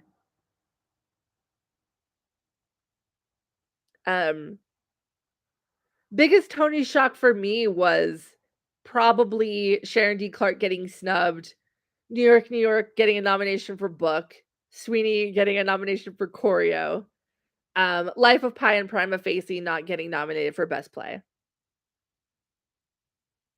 Almost Famous has a better score than Life of Pi. Sorry, not sorry, Brian. Oh, the Jesus Christ Superstar tour isn't running this summer. Interesting. Okay. So they could essentially do a limited equity run. And I like the Life of Pi score. I just don't think it's memorable enough to nominate. I think Andrew Lloyd Webber wants to keep Bad Cinderella open, but I don't necessarily think the producers want to because it's bleeding money. Stops late June, comes back in October. Hmm. Any encore shows this year that I think would be coming to Broadway? I don't think we're gonna see any of the encore shows this season come to Broadway. Um, Maybe Light in the Piazza. It'll be interesting how that production ends up um being like how it ends up going. But I don't see Oliver or Dear World coming to Broadway. I would be more I expect more that we see there were a couple shows last year that we got benefit concerts of, Pirates of Penzance and Chess, and I would be less surprised to see either of those come to Broadway. Do I think Hercules will transfer? No, 100% no. They're doing a German production, and I think they're going to continue to work on it there. I believe they brought in, like, a new creative team. I think some new writers. Don't quote me on that one, but definitely a new creative team. So I see Hercules getting worked on some more over in Germany, but I don't think it's coming to Broadway anytime soon. It was pretty horrible. Um, Ooh, you think if How to Dance in Ohio comes in next season, it will sweep? Yeah, it'll be interesting to see if it comes next season or the season after. There's a lot of really good shows that I'm excited that will most likely come in this upcoming season. And already we have Here Lies Love, which is um exciting. I hope we see The Notebook next season, and if The Notebook comes next year, it will win score. It is one of my favorite scores that I've ever heard. I also hope that we see The Lonely Few maybe next season, though I wouldn't be surprised if that does an off-Broadway run and then a Broadway run. Aida revival. Um, I think I think Aida's going to the West End first because it's starting in the Netherlands, and then I think it's going West End and then potentially coming to Broadway. Secret Garden, I don't think it's gonna end up transferring. It was not received well. Yeah, we have Back to the Future. I always forget Back to the Future because 'cause I've technically already seen it. Um, I still think Beauty and the Beast happens. I think we're getting a Beauty and the Beast revival, 100%. Um,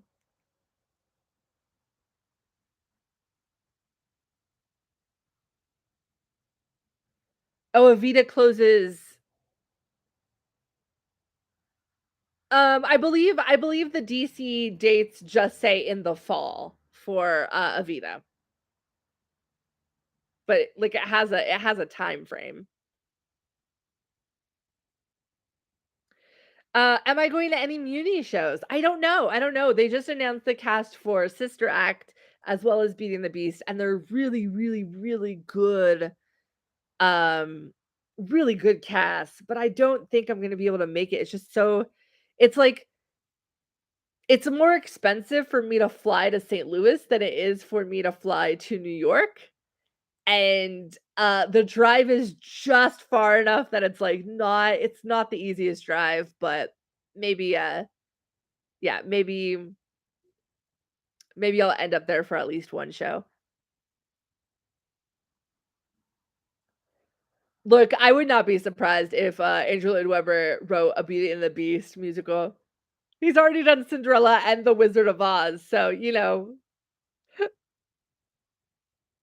yeah, Once Upon a One More Time. I could see us getting a Once Upon a One More Time performance at the Tonys, since it is literally starting previews at the end of May.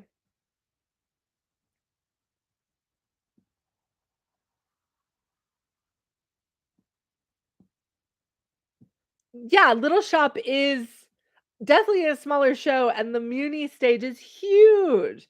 But I mean, they could definitely, direct it in very specific. Yeah, Muni's doing Little Shop. They could direct it in specific quadrants of that stage, so they don't really have to fill up the whole stage. Like, when I saw Chicago, the group numbers they used the full stage, but for the most part, they just used the center. I'm excited for them to announce the chess cast for the Muni because I think that ends up being the show that I drive for.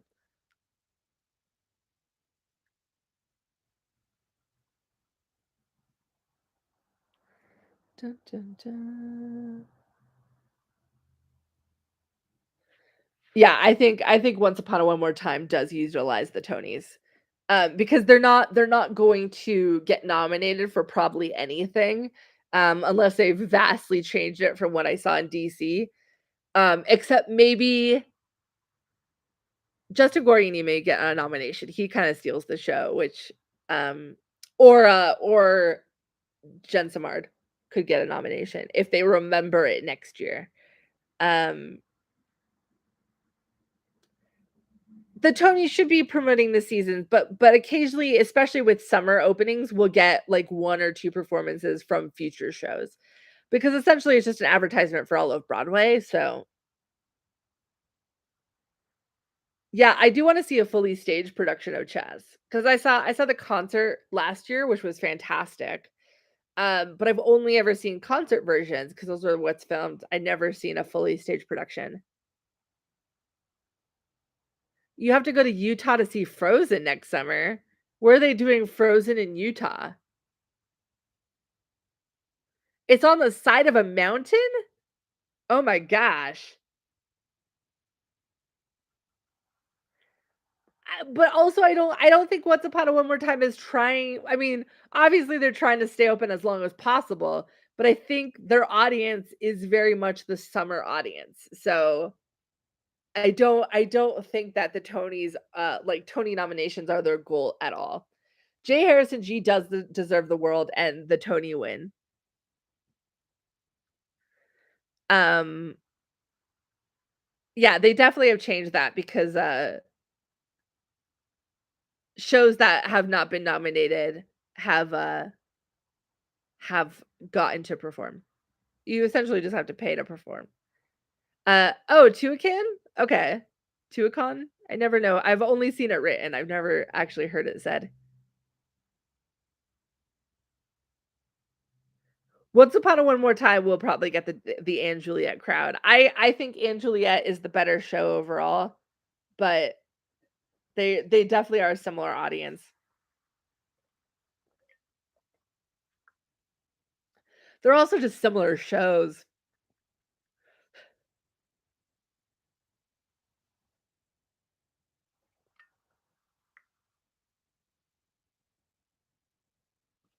but,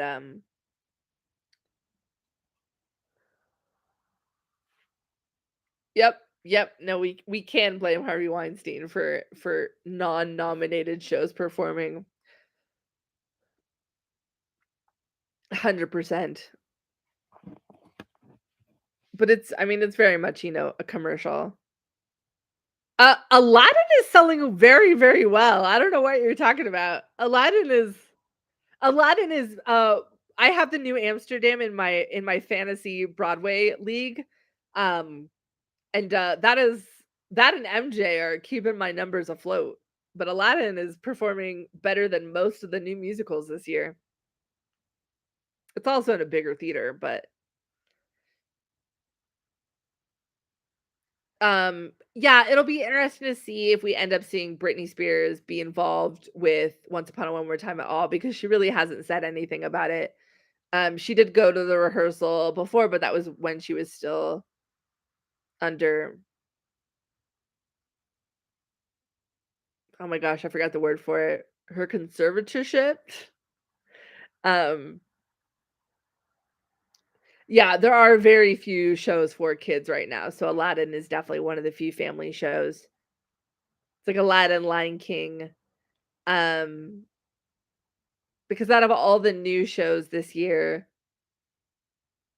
you can definitely take, like, older kids to & Juliet, but, there's really nothing that you can take young kids to other than the Disney shows. And Peter Pan goes wrong.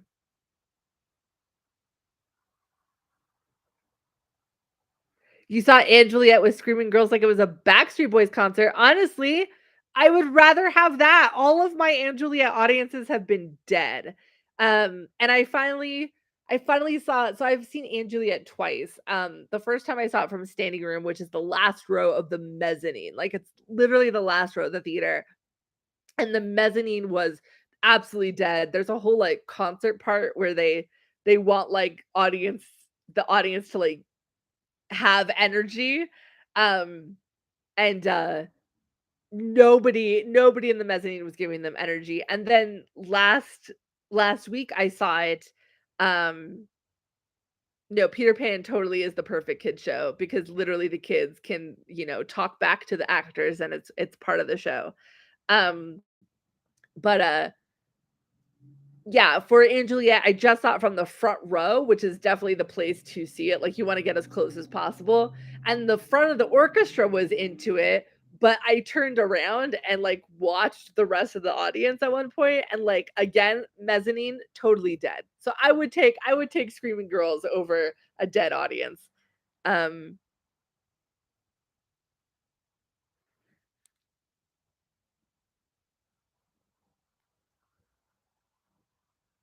School of Rock was the last successful family show that wasn't Disney. Yeah, I guess you're right. What about, oh, yeah, Matilda was before. Huh.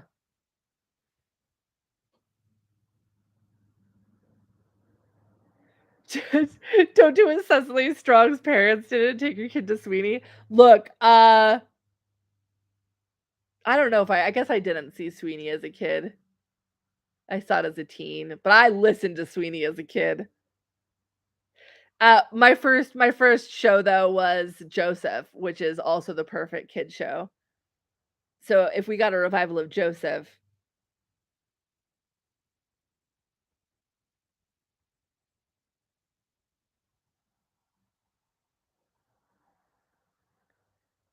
School of Rock is your favorite Angela Lloyd Webber show? What? Blasphemy. Andrew Lloyd Webber did not write a single he wrote one good song for School of Rock, and all of the other good songs come from the movie. That's my hot take for today. In fact, I think the worst part of School of Rock is most of Andrew Lloyd Webber's score because it sounds so Andrew Lloyd Webber and, um, it doesn't mesh with the rest of the show. Like, the song that the kids sing, that, like, sounds like every Andrew Lloyd Webber song is just does not fit with the show at all. Um, but "Stick It to the Man" is a good song, I will give him that. Your first show was Phantom when you were 7 or 8, yes. Yeah, definitely a good thing that you didn't internalize the relationship models, for sure, for sure.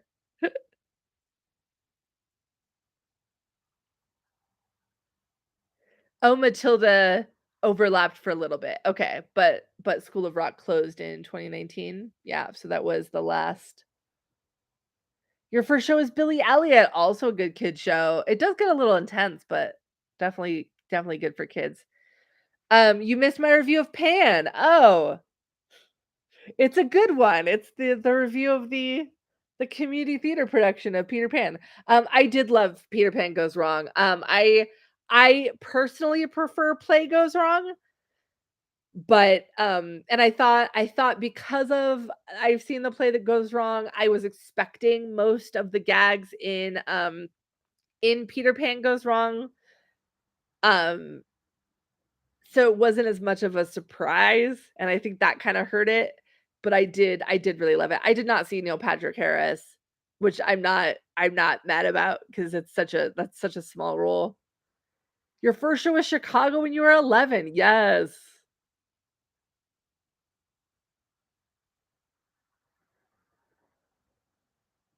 Yeah, yeah, Mrs. Doubtfire, SpongeBob, Anastasia, Charlie and the Chocolate Factory, all flops, 100%.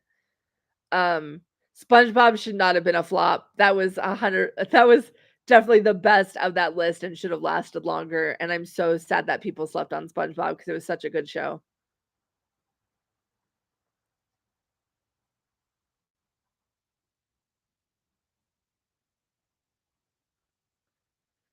Yeah, I definitely think that that Play That Goes Wrong is more consistently funny.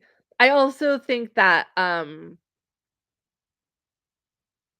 the build of the characters in Play That Goes Wrong, like, I just felt like the jokes built a little better, um, but there were some moments that I genuinely love in Peter Pan Goes Wrong.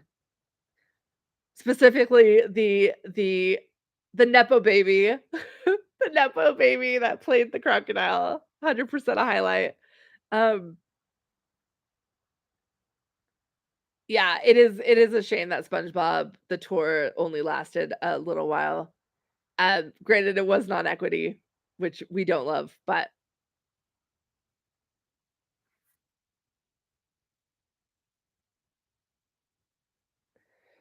major surprises in terms of the nominations, were definitely um I do agree that Huron was snubbed today 100% because he's just so good, but I also love all of the nominees for leading actor in a play, and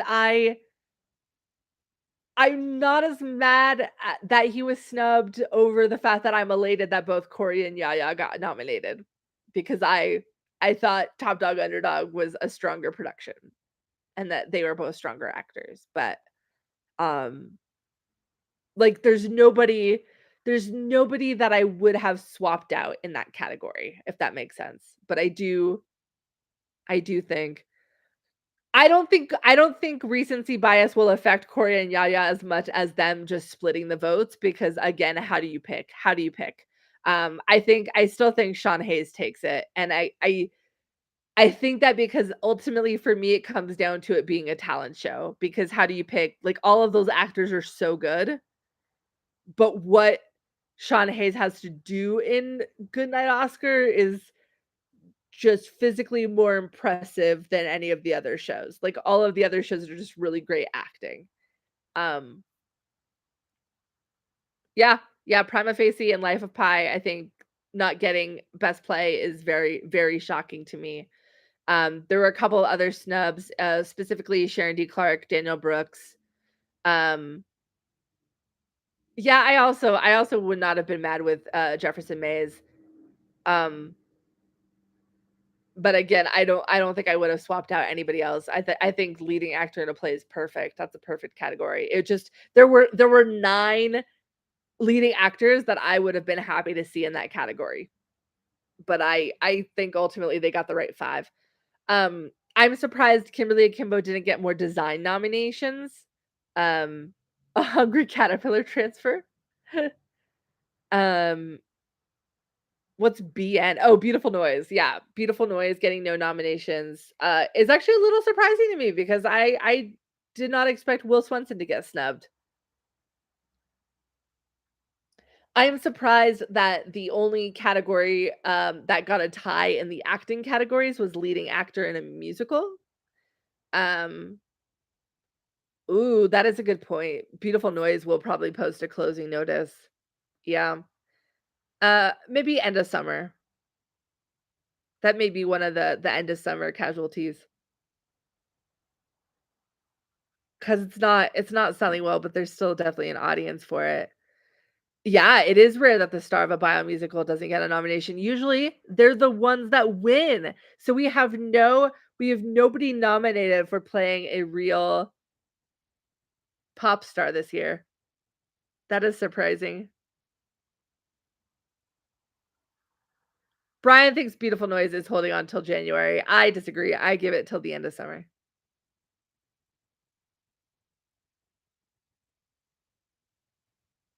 Um yeah, maybe low capacity, high ticket price because the audience for Beautiful Noise will definitely pay more. It's not we're not seeing the grosses, you know? I have not seen JoJo and Moulin Rouge. I don't know if I'm going to be able to, maybe at the end of May. I'm going to New York tomorrow, and my priorities are to finish out the season, which I'll finish out on Thursday when I go see, Prima Facie. Prima Facie will be my last show of the season. Um Andrew Lloyd Webber's A Beautiful Noise.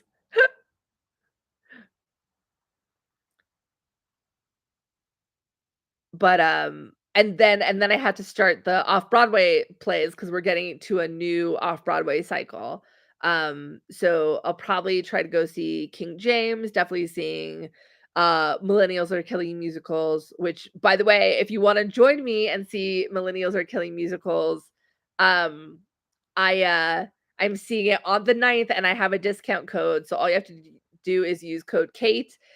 They are literally $32 tickets. They do not get cheaper than that. And we're going out for drinks afterwards, and the first round of drinks is on the show. So if you're over 21, you can join us at Millennials Are Killing Musicals on the 9th. It's gonna be me, Ashley, and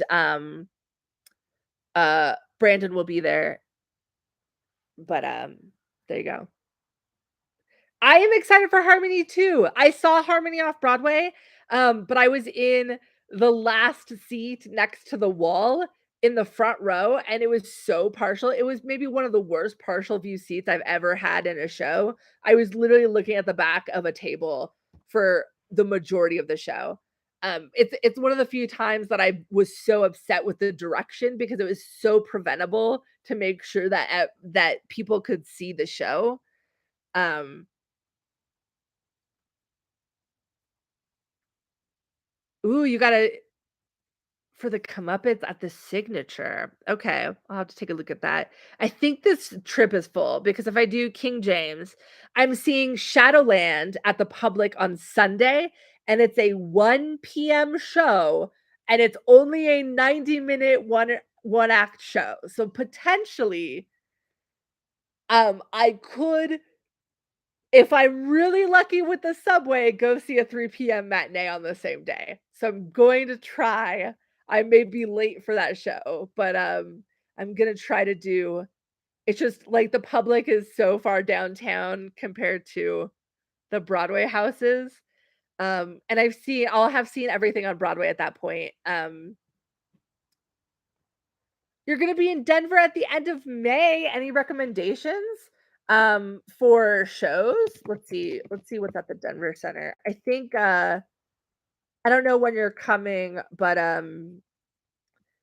Les Mis closes on the 21st, and then we don't have anything left until Riverdance, but I think 39 Steps will still be playing at that point. Uh. I am also seeing a new show, oh my gosh, I forgot what it's called. I wanna say The Headliners in Denver. Yeah, 39 Steps is in Denver, but is it still playing at the end of May? Is the question. Because Color Purple closes on the 7th. 39 Steps is playing in through June. So yeah, you can go see 39 Steps at the Denver Center. I'm very excited for that. Let me figure out what that show is because it's a world premiere play, I believe.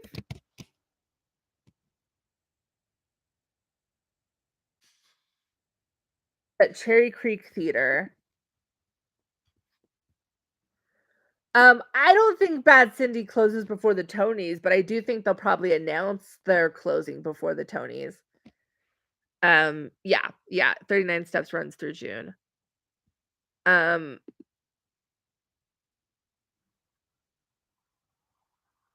yeah, The Headliners. It's a world premiere.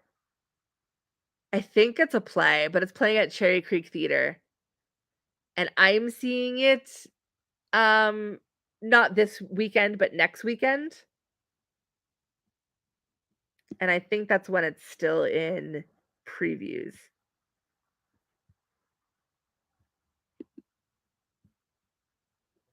Let me It is a play, it is a play. Oh, it's only playing until May 21st. So again, I don't know when you're coming, end of May.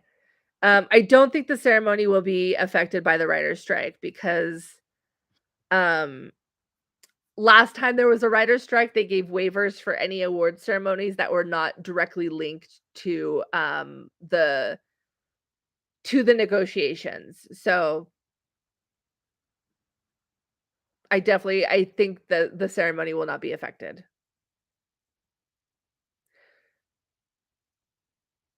Yeah, I'm excited for the headliners. That's one of the few things I have tickets to. And then I always look at Curious. Um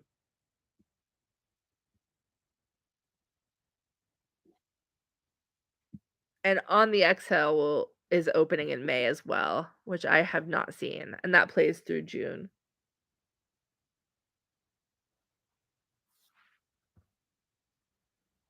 We do have Merrily next season. Merrily will win Best Revival, and I think Merrily ends up sweeping the acting nominations. I think Merrily is our Cabaret. Though it will be interesting because that will also be a show that suffers from recency bias because it will have closed by the time the Tonys come around. Yeah, I've never seen a production of 39 Steps, and it's one of those shows that I've always wanted to see because it too seems right up my alley. Yeah, exactly. The Tonys is not involved at all with the Motion Picture Guild or any of the TV streaming services. So they're not like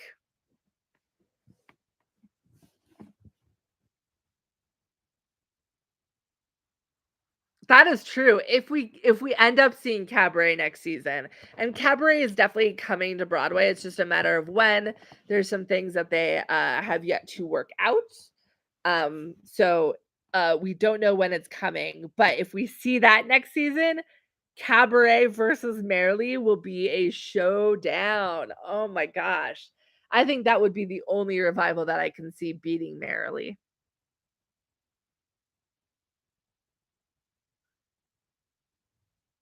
The only union that overlaps is the musicians.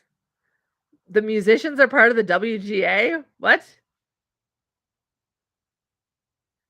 I would love a world where Merrily sweeps all 4 acting categories too, and I think we could see it. It would depend on a lot of things. I mean, I guess Rob could get featured actor, but it will depend on if they end up putting, Daniel Radcliffe in featured because that would be a petitioned role because he will probably be over the title. Um,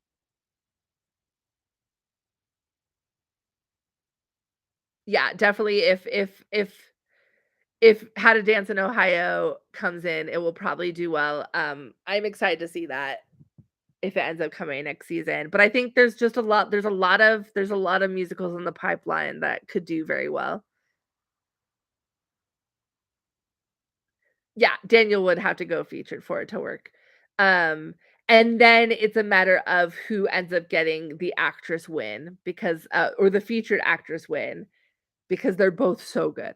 Um, I did see Without You at New World Stages. I enjoyed it. I definitely cried. It wasn't my favorite one person show, but I thought it was very very good for what it was.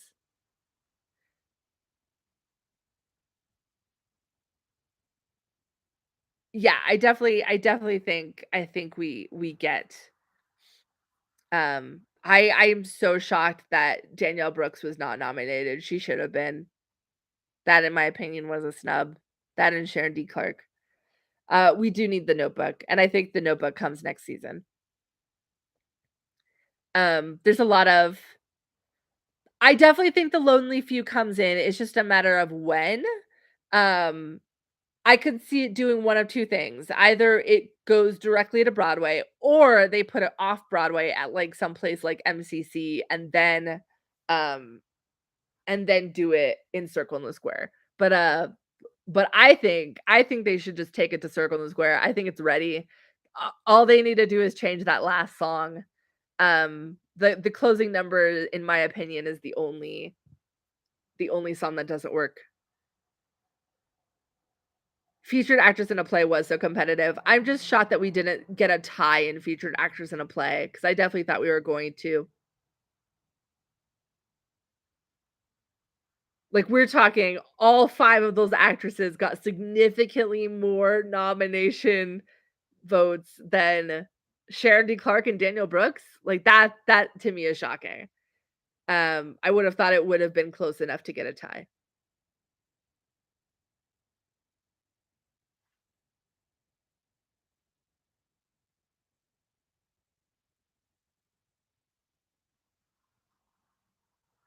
Devil Wears Prada is not dead, but it's not going to Broadway. The last I heard is that they're going to work on it some more and take it to the West End. Um, Rachel was snubbed in leading actress in a play. I disagree. I don't even think she should have been in leading actress in a play. She's not in the second act at all, except for the last scene. Um, yeah, we'll probably get The Wiz next season because that is doing the tour and then going to Broadway. Yeah, right. Rachel Brosnahan's very, very featured in that show. I think if she had gone featured, we would have seen her get nominated. Maybe though. But again, featured actress was such a stacked category. I don't think. Um, yeah, I just don't. I don't think she was strong enough compared to all the 5 women. Collaboration got shut out. No surprise there. I did not like that play at all. Other than the end. I thought the end kind of wrapped it together, but I'm not surprised that it didn't get any nominations.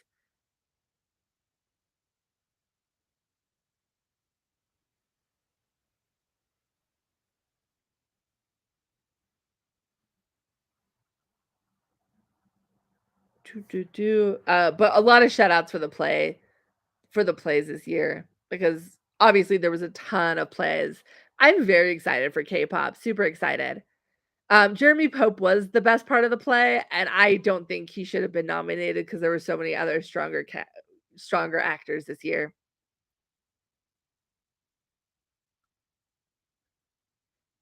Ben, you liked the collaboration? Somehow this is not shocking to me.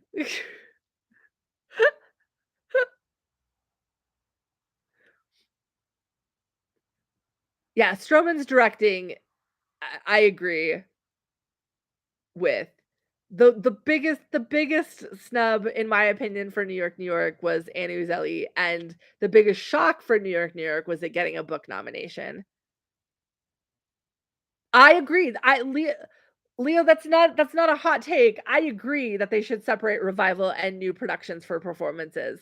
Um, if they don't end up doing what my wild suggestion for performances for going genderless, I would have them do split it up revival and new because I think the best example is Annalie versus Victoria, right? Because what Annalie Ashford is doing is so great because not only is she a great performer, but so many people have seen other Mrs. Lovitz, and what she's bringing is so new, and that is going to factor into people's judgment of her in that role versus Victoria Clark, who we don't have any other um Kimberly's to compare to.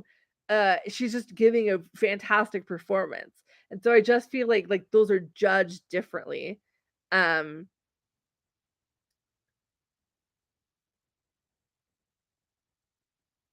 you think it's hard because sometimes we only have 2 to 3 revivals. Um, I mean, sometimes, but it's so rare that it's only 2 or 3. Usually, we only have 2 or 3 nominees, but often there's more. There's, like, 3 or 4. I still think Victoria Clark takes it. I think what she's doing is fantastic, but I wouldn't be mad if Annalie won. I think what's going to make me more upset is if Jay doesn't win, because I think Victoria and Annalie are better than any of the leading actors.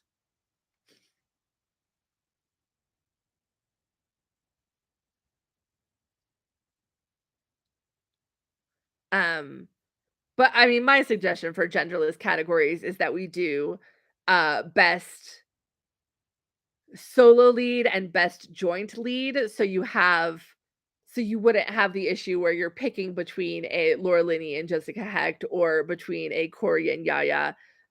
They would get nominated together as a team.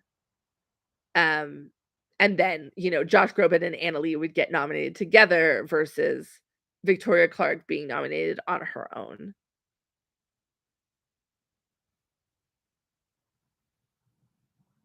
I don't I'm not as worried that Christian is going to take away votes from Jay, because I think if you were voting specifically for one actor in that category, you're voting for Jay. Like if you're voting for one Some Like It Hot actor, um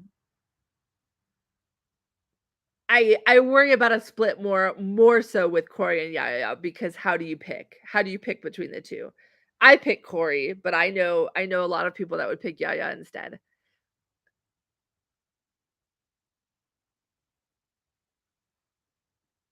I mean, I agree that Parade is an ensemble piece, but I definitely think Leo Frank is clearly the lead of that, and Lucille. Lucille, I think you can argue is more part of an ensemble cast, but yeah, yeah, Christian does seem very, like, random, especially because that was the category where we got a tie. It just, make it make sense. Um,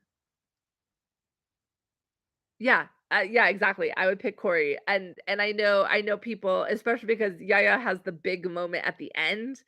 Um, I just think I pick Corey because of the evolution that his character takes and the number of times that he has to say that one monologue where he's flipping the cards.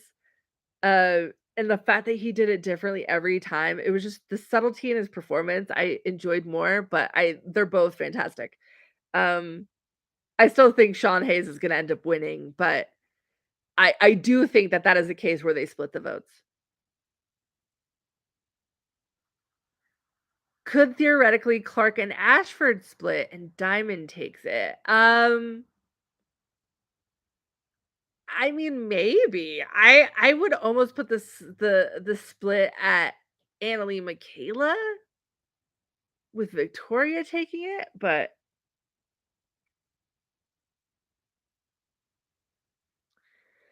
we would get a trio for Into the Woods. Yeah. So joint lead in my theory, joint lead would be 2 or 3 leads. So which Baker's wife would be a joint lead, and then Jay, Christian, and oh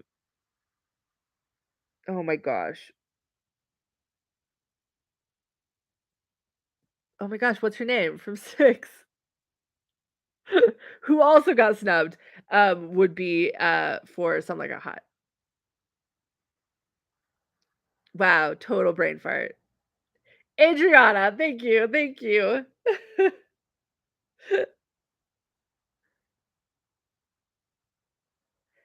Yeah, 6 queens would not have counted for joint, but I also have a ensemble cast category, so, anything where it's 4 or more would be an ensemble cast, not musical ensemble, which would be different, but specifically ensemble cast, so that's where all of your actors are featured. Um, so, Thanksgiving play, cost of living, ensemble cast.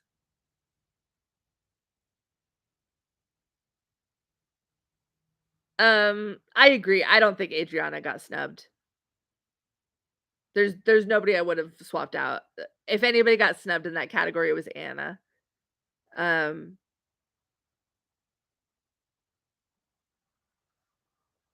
yeah, yeah. Into the Woods is definitely an ensemble cast, except that they picked leads. You're gonna go see A Strange Loop in London? Yes, love it.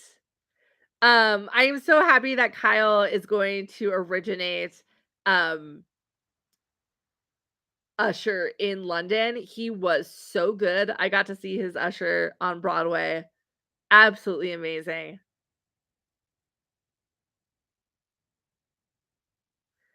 Um, the TikTokies, that could be a name for it. I wanna do an awards with all the people that saw all of the shows this year on Broadway.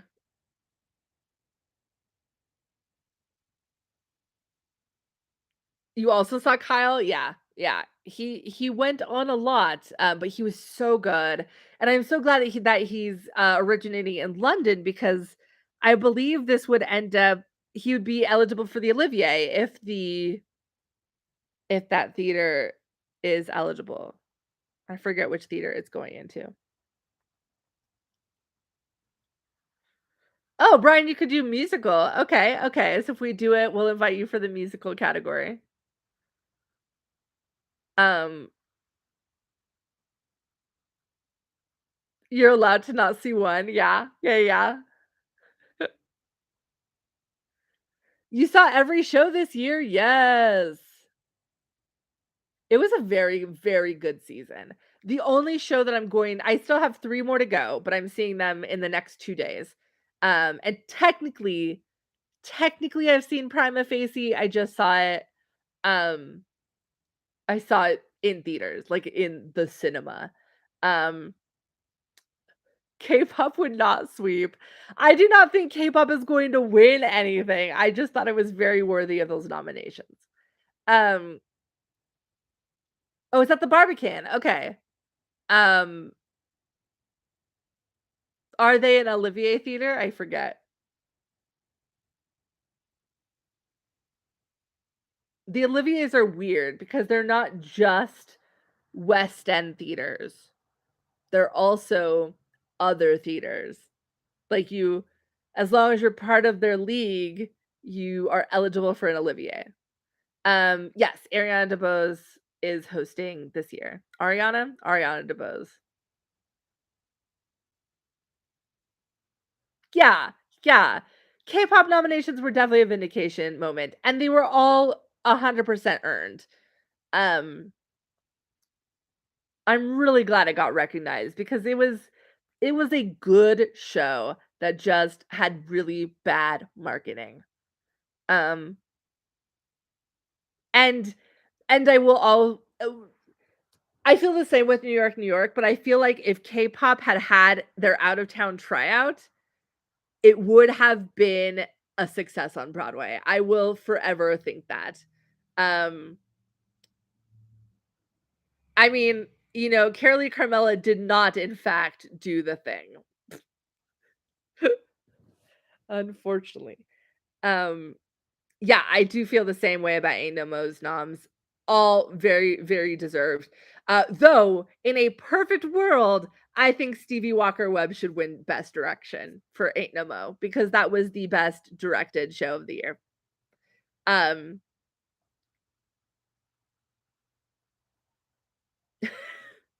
I'm sorry. She did not, though. Um, yeah. K-pop definitely needed another tryout because they completely had to rewrite the book, but also the fact that I saw the second preview and I did not like K-pop at all. I was like, I want this show to succeed, but this is not a good show. And then I saw it again closing weekend and it was a completely different show. It was so much better. And I worry that the fact that they had to rewrite so much of the book in the preview process hurt the show's word of mouth, because it didn't have positive word of mouth right away. And then the reviews were negative. And I think part of the reason why the reviews were negative was that the show at that point wasn't selling well at all, and so you were getting these like majority empty theaters, and that is a show that needed a full house, because as soon as it was selling out in that last weekend, the energy was there. It was exactly where the show needed to be. um so I just think K-pop was a series of unfortunate events. um I was talking about how I think second previews are always rough, and especially with K-pop, because it's such a high energy show, and because so many of those performers were having their Broadway debut, you run into the issue where as a performer, you put so much energy into that first preview, and then the second preview you've run out of energy. And the second preview of K-pop was half empty already because, again, it wasn't selling well. And so there wasn't the energy in the audience, with the exception of I went with a bunch of people from TikTok and Twitter, and we were energetic. But everybody else was pretty much not giving anything back. And that is a show that they needed. They needed the concert feel to it. They needed the audience to reciprocate. Um, and yeah, exactly. 100% why out of towns are necessary. And I get why they thought they didn't need it for K-pop because it had an off-Broadway production, but the off-Broadway production was so different that they had to rewrite the entire book, and the book needed so much work when I saw it in previews. Yes, super glad. Jordan E. Cooper, also a double nominee because he also got nominated for Best Play. But very, very excited that he got the nomination for acting as well. And Crystal Lucas Perry, love that she got nominated. I was worried that she was going to be overlooked. I predicted that she was overlooked.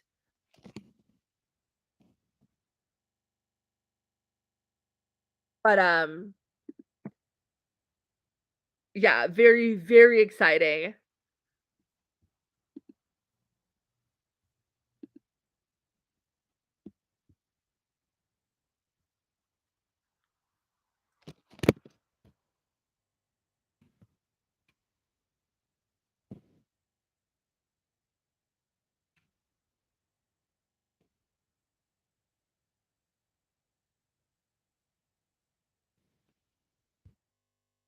Sorry, I completely forgot that Waitress tickets went on sale.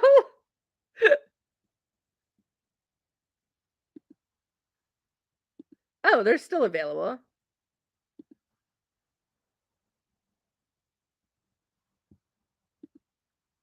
So there you go. If you haven't gotten your Waitress ticket.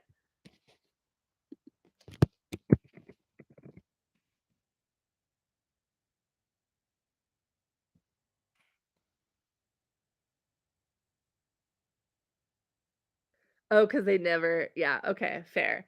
So there you go. If you want to get your Tribeca Film Festival Waitress tickets, they are on sale now. Um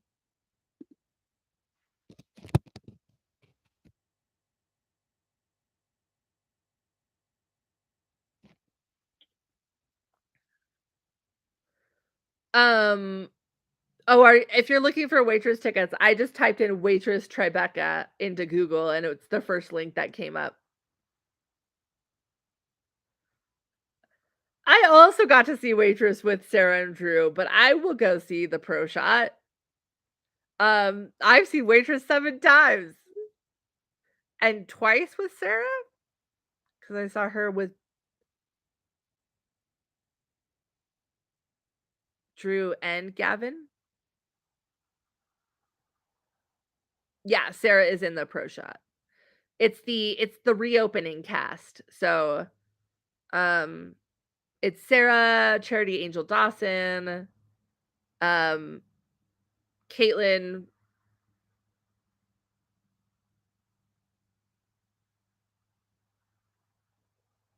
You saw it 5 times, but never with Sarah? She's very good. Tribeca is so far downtown. No, no, no, no. No, no, no, no. No, do not complain to me about stuff being too far in New York if you live in New York. I don't wanna hear it. Too far downtown, get out of here. I also saw a show. I saw Shoshana. She was my first, no, just kidding. Desi Oakley was my first Jenna. Shoshana was my first Broadway Jenna.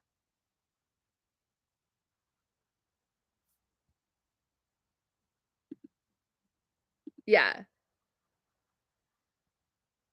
It is weird that Colton got a nomination and Anna did not. I think, um, I do think that Colton should have gotten the nomination, but, I thought Anna should also have. No Love for Thanksgiving Play, 100%. Oh, you missed every single play revival? My heart breaks for you because the play revivals this year were so good. So good. Um, ooh, Melissa Benoist would have been a wonderful Jenna. Oh, I love that casting.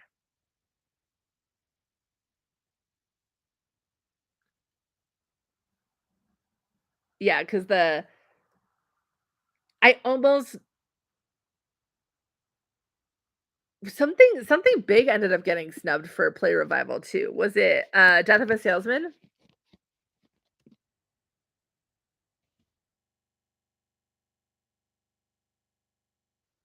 A Mandy Moore Jenna, oh my gosh. Yeah, because Piano Lesson got nominated, Death of a Salesman did not. Yep. There was one Play Revival you hated, Ben. I think you should spill the tea. Um,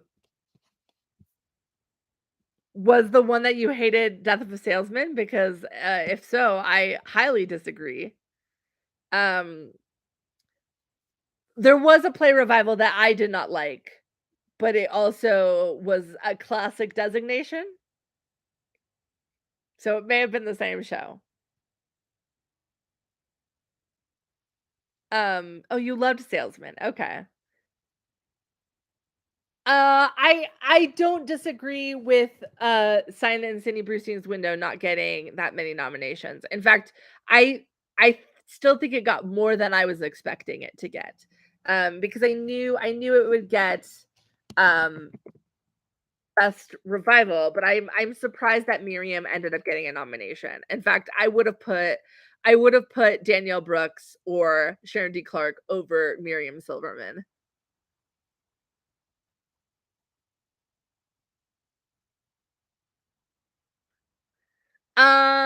Yeah, I mean, it is $40 for Waitress on Film, but it's also, I don't know, the premiere, you know?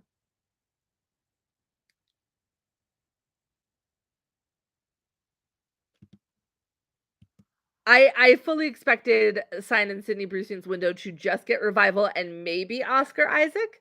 Um, but, I'm not surprised or upset that Oscar did not get nominated because the actors that did are just, in my opinion, the best. Um, so we don't know if it's gonna be streamed after Tribeca yet. I don't think they have a buyer, which is partly probably why they're premiering at Tribeca. Um,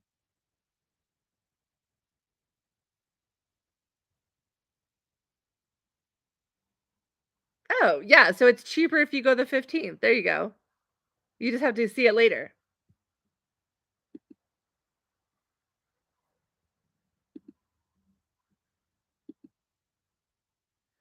Yeah, exactly. Oscar, great, just not as good as everybody else. The best leading actor in a play category is the perfect 5 in my opinion. And I loved other actors this year, but I think they ultimately picked the best 5. Um,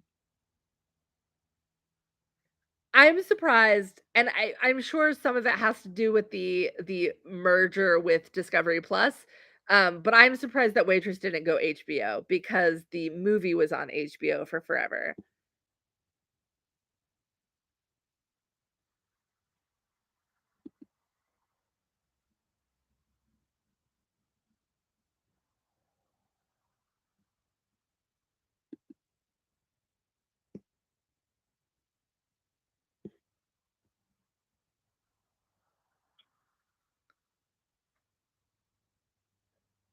Oh, yeah, maybe Apple or Peacock.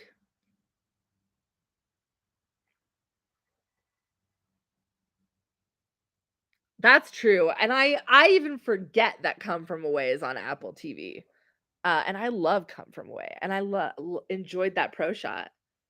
Um,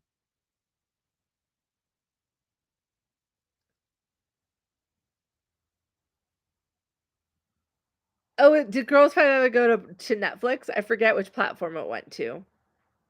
Okay, okay.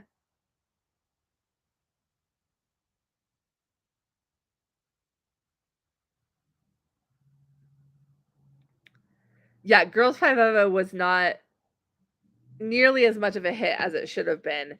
Though I didn't like the second season as much, but the first season was so good. I love that show. Um, I just need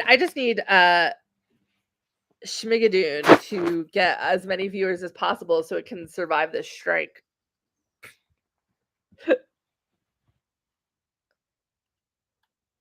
Yes. Did you see that Diana the Musical has the highest rewatch rate of users? So people that watch Diana once are most likely to watch it multiple times.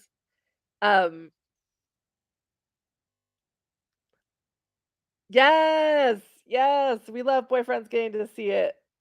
So you just started it? You didn't finish Come From Away? It's so short. Um Yay, see you on Tuesday. Yes, yes, yes. If y'all are free on Tuesday, come see Millennials Are Watching or Are Killing Musicals with us. Millennials will be watching Millennials Are Killing Musicals on Tuesday. Yeah, second season of Schmigadoon. Chicago is so good. It's so good. I need to do another video.